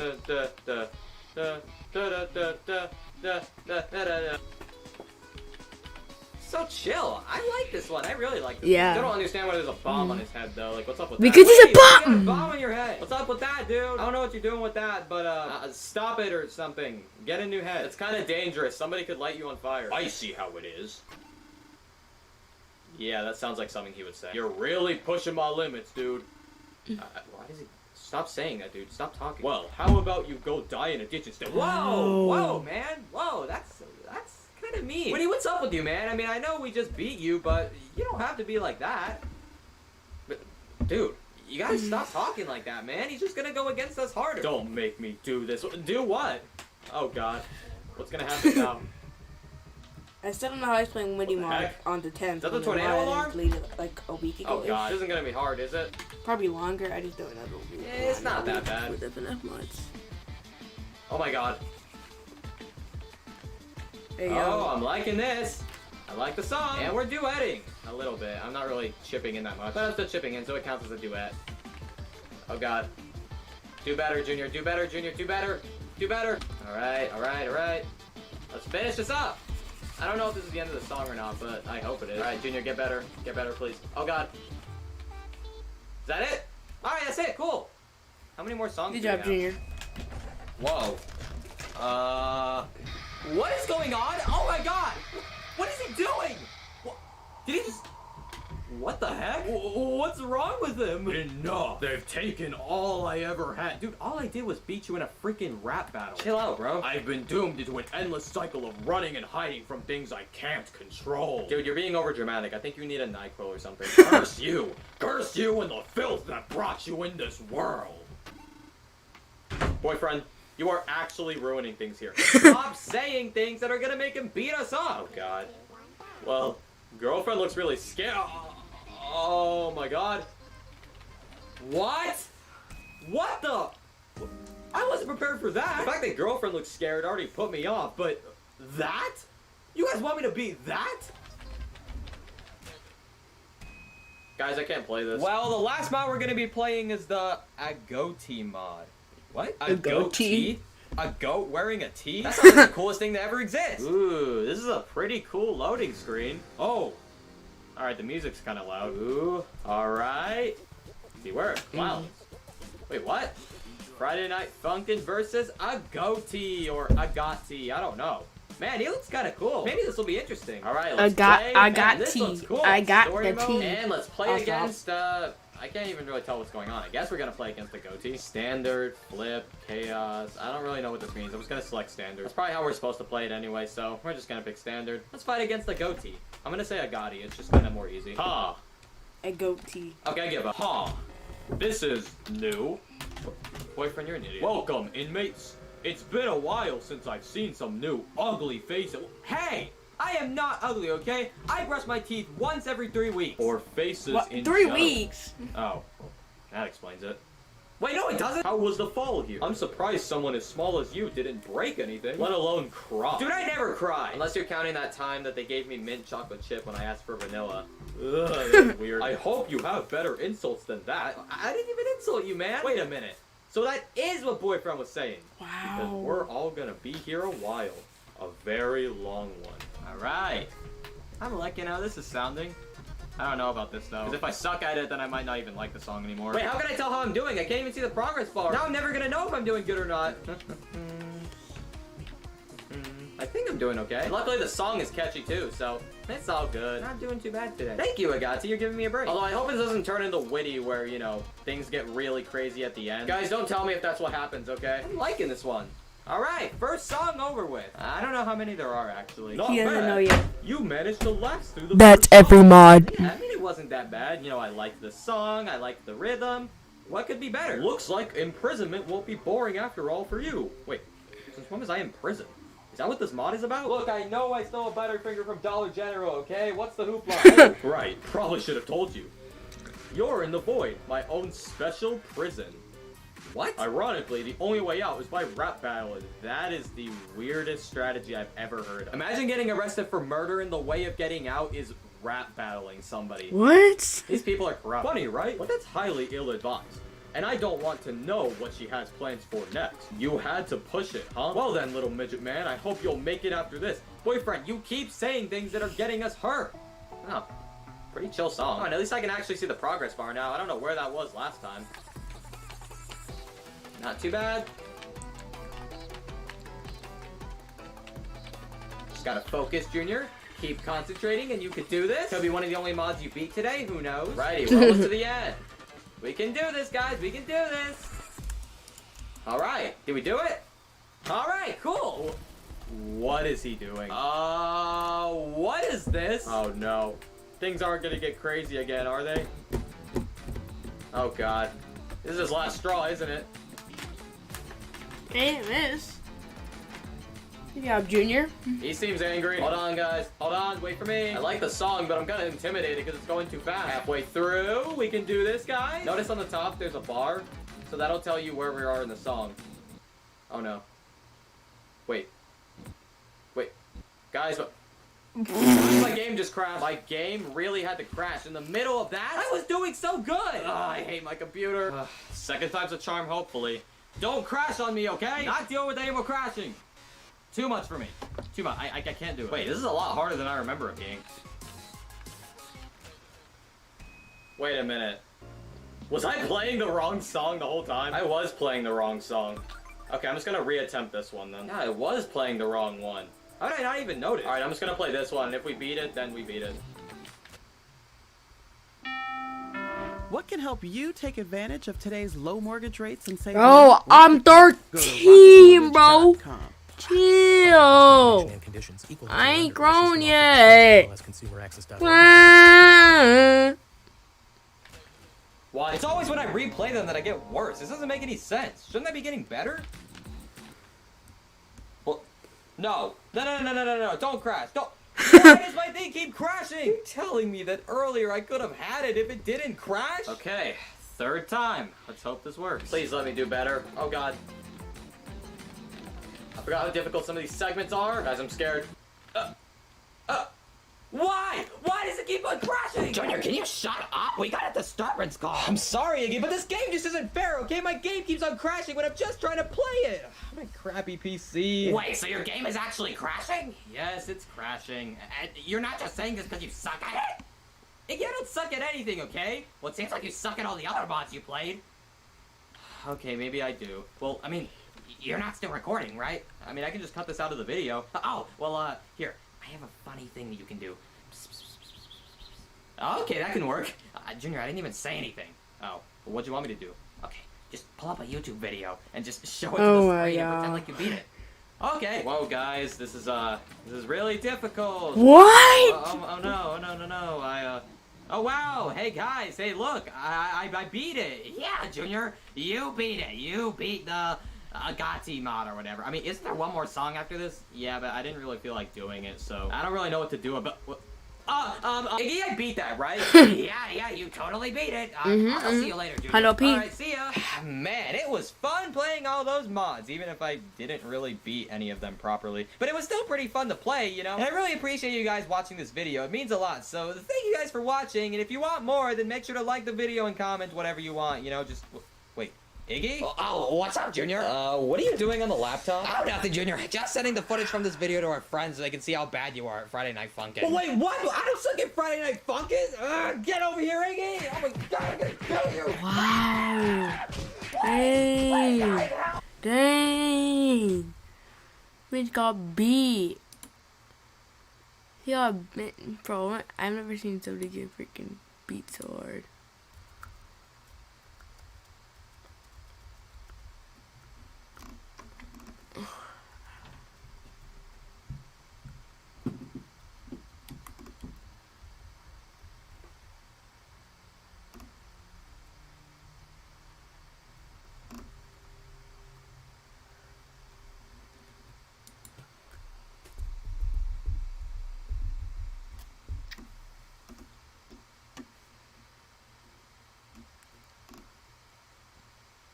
Let's watch this, I don't know.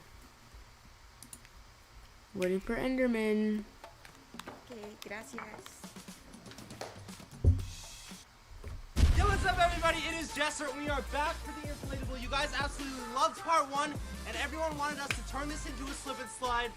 So we have.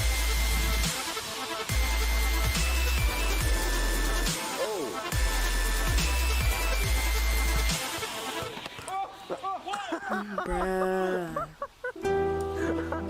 We are scared to do this. Leave a like, because this is dangerous.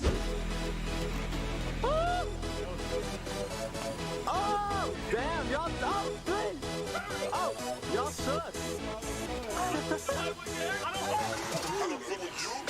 Dang. Nice though.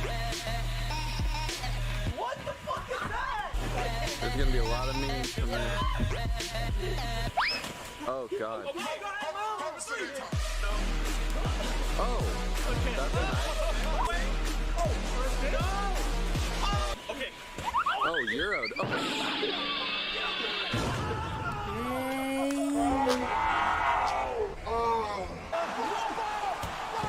Game. Oh, you missed it.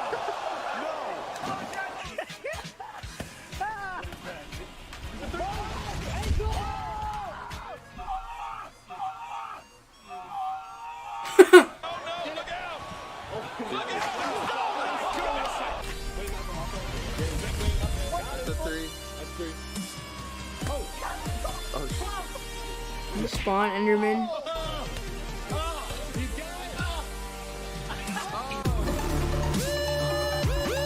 That's it. What is that? Oh.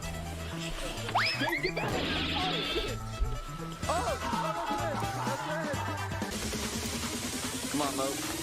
Underdog. Oh my god, get banged on. Oh my. That backfire. Whoa, it went in. It went in. Maybe. Oh my god, go! Oh, we're in. Oh, get it. Moby. Moby, go! Good ball.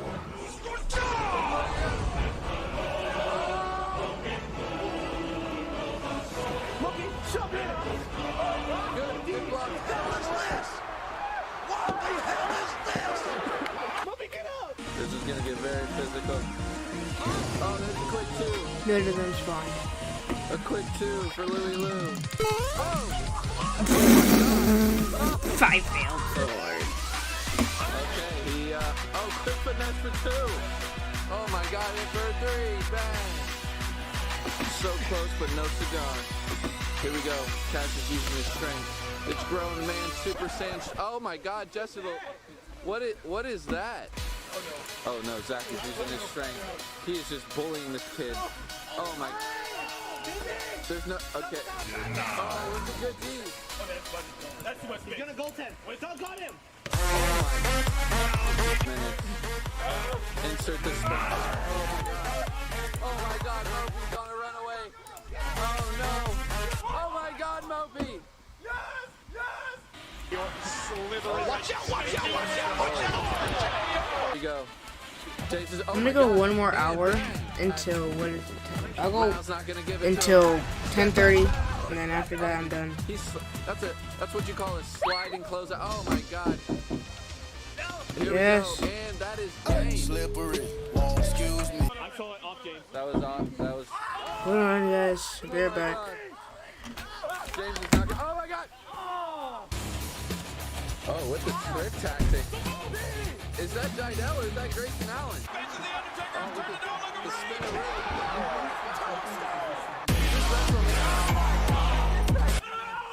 Hope he is just looking like the Kimbe out there.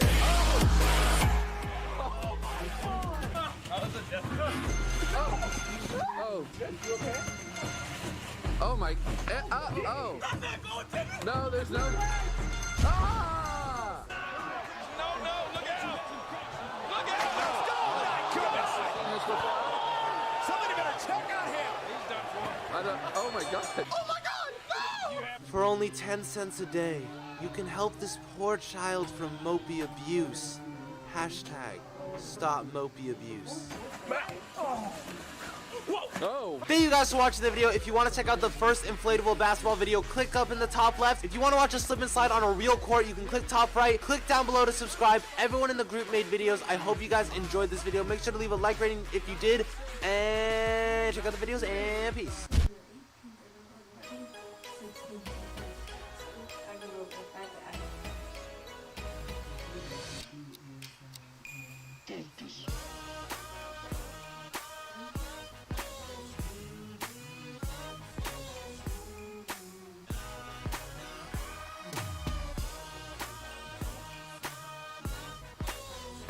Make work hard, then live it up happen with a Lenovo Yoga laptop from Best Buy.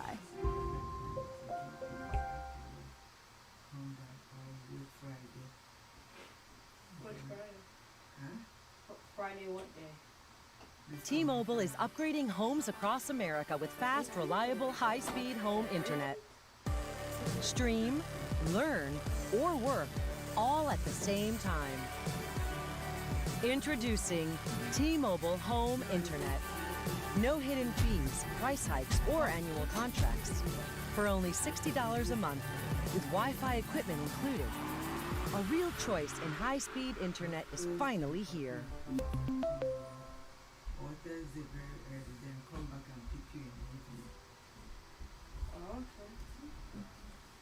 Okay, hold on.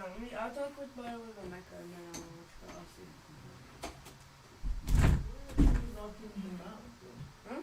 What's up, guys? It's Zach. We're back on the 2 Hype channel today. We have a very special video for you guys. We are doing the first official 2 Hype Slam Dunk Contest Surf and Turf Edition. Now, how this is gonna work, me, Cash, and Chris, we're gonna do our dunks here on the court. Have a little dunk contest between us 3. Now we got Mopey, James, and Jesse that are gonna be judging out here. And then after we're done, I'm like really considering ending the stream and just like doing freaking next part tomorrow because I don't know how to get Ender Pros. I've spent over like 90 freaking gold trying to get the stupid Ender Pros. Haven't found it. I'm trying to find a blue biome so I can get the Ender Pros fast and efficiently, and it will be a problem. Can't do it. I set aside 2 hours today. I said 2 hours to find Ender Pros. If I can't find Ender Pros, I'm just doing it tomorrow. And I'm not streaming until I know that I'm streaming until I beat Minecraft. That's still a thing. I'm not uploading until I beat Minecraft. But the fact that I know it's gonna take me another like hour or two just to freaking get back into the flow of everything. Oh my God, this piece of crap gotta be here.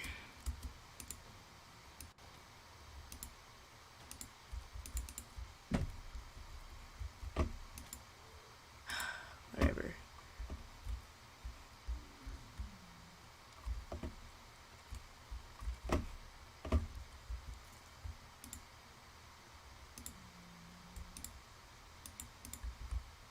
What a surprise. He grabs my stuff and then leaves. Like, what the hell, dude? Oh my god, it's so annoying sometimes when they do that. Alright, now where's my axe? Probably in here. No. Probably went back into another. So freaking annoying.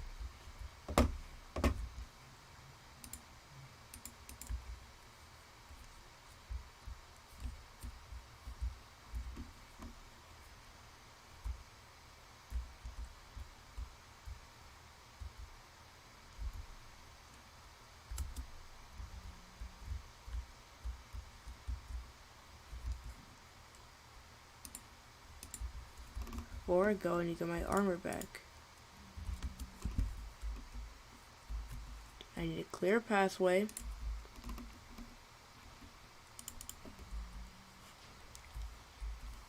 Freaking gas, bro. I can't even see you on my freaking screen.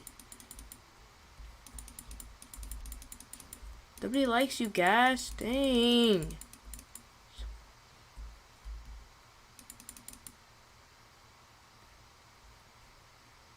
Hope he died. Anyways, besides the fact the gas wants to ruin my freaking day. I need a straight path, just straight up to my portal, and I need to be able to book it. Like as soon as I hit him and get him killed, I need to book it. There's no piglins around me, so it shouldn't be too bad. Got my stuff. Run.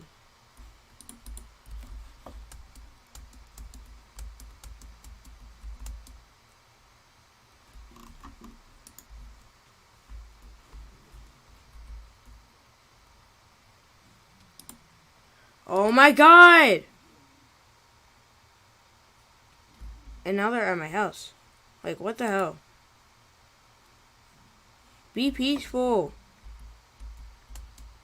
Pieces of swine. Okay. Armor, back. All my tools, back. Pigment at my fucking house. But, I don't know, y'all can just, like, chill here, I guess, until y'all die. Actually, I'm gonna kill all of you.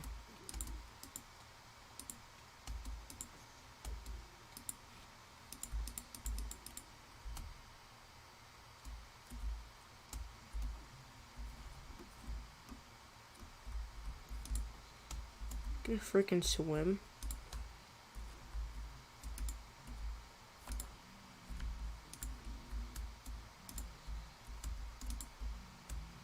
Okay. I'm calling it quits to the stream. I've been streaming for like the better part of 4 hours, and I'm checking the stream time. What the hell is my time to stream? Like I don't even know, bro. Like 3 hours and 15 minutes. Okay, I promise tomorrow I will try my absolute hardest to do it that stream. I'm not gonna upload. I'm not gonna just take a break now. I'm going to do this tomorrow. I'm not telling you what time, but tomorrow we will definitely at least get to Ender Pearls. And then, yeah, have a great night. I just, for the sake of my mental health, I'm going to freaking stop the stream here. Yeah.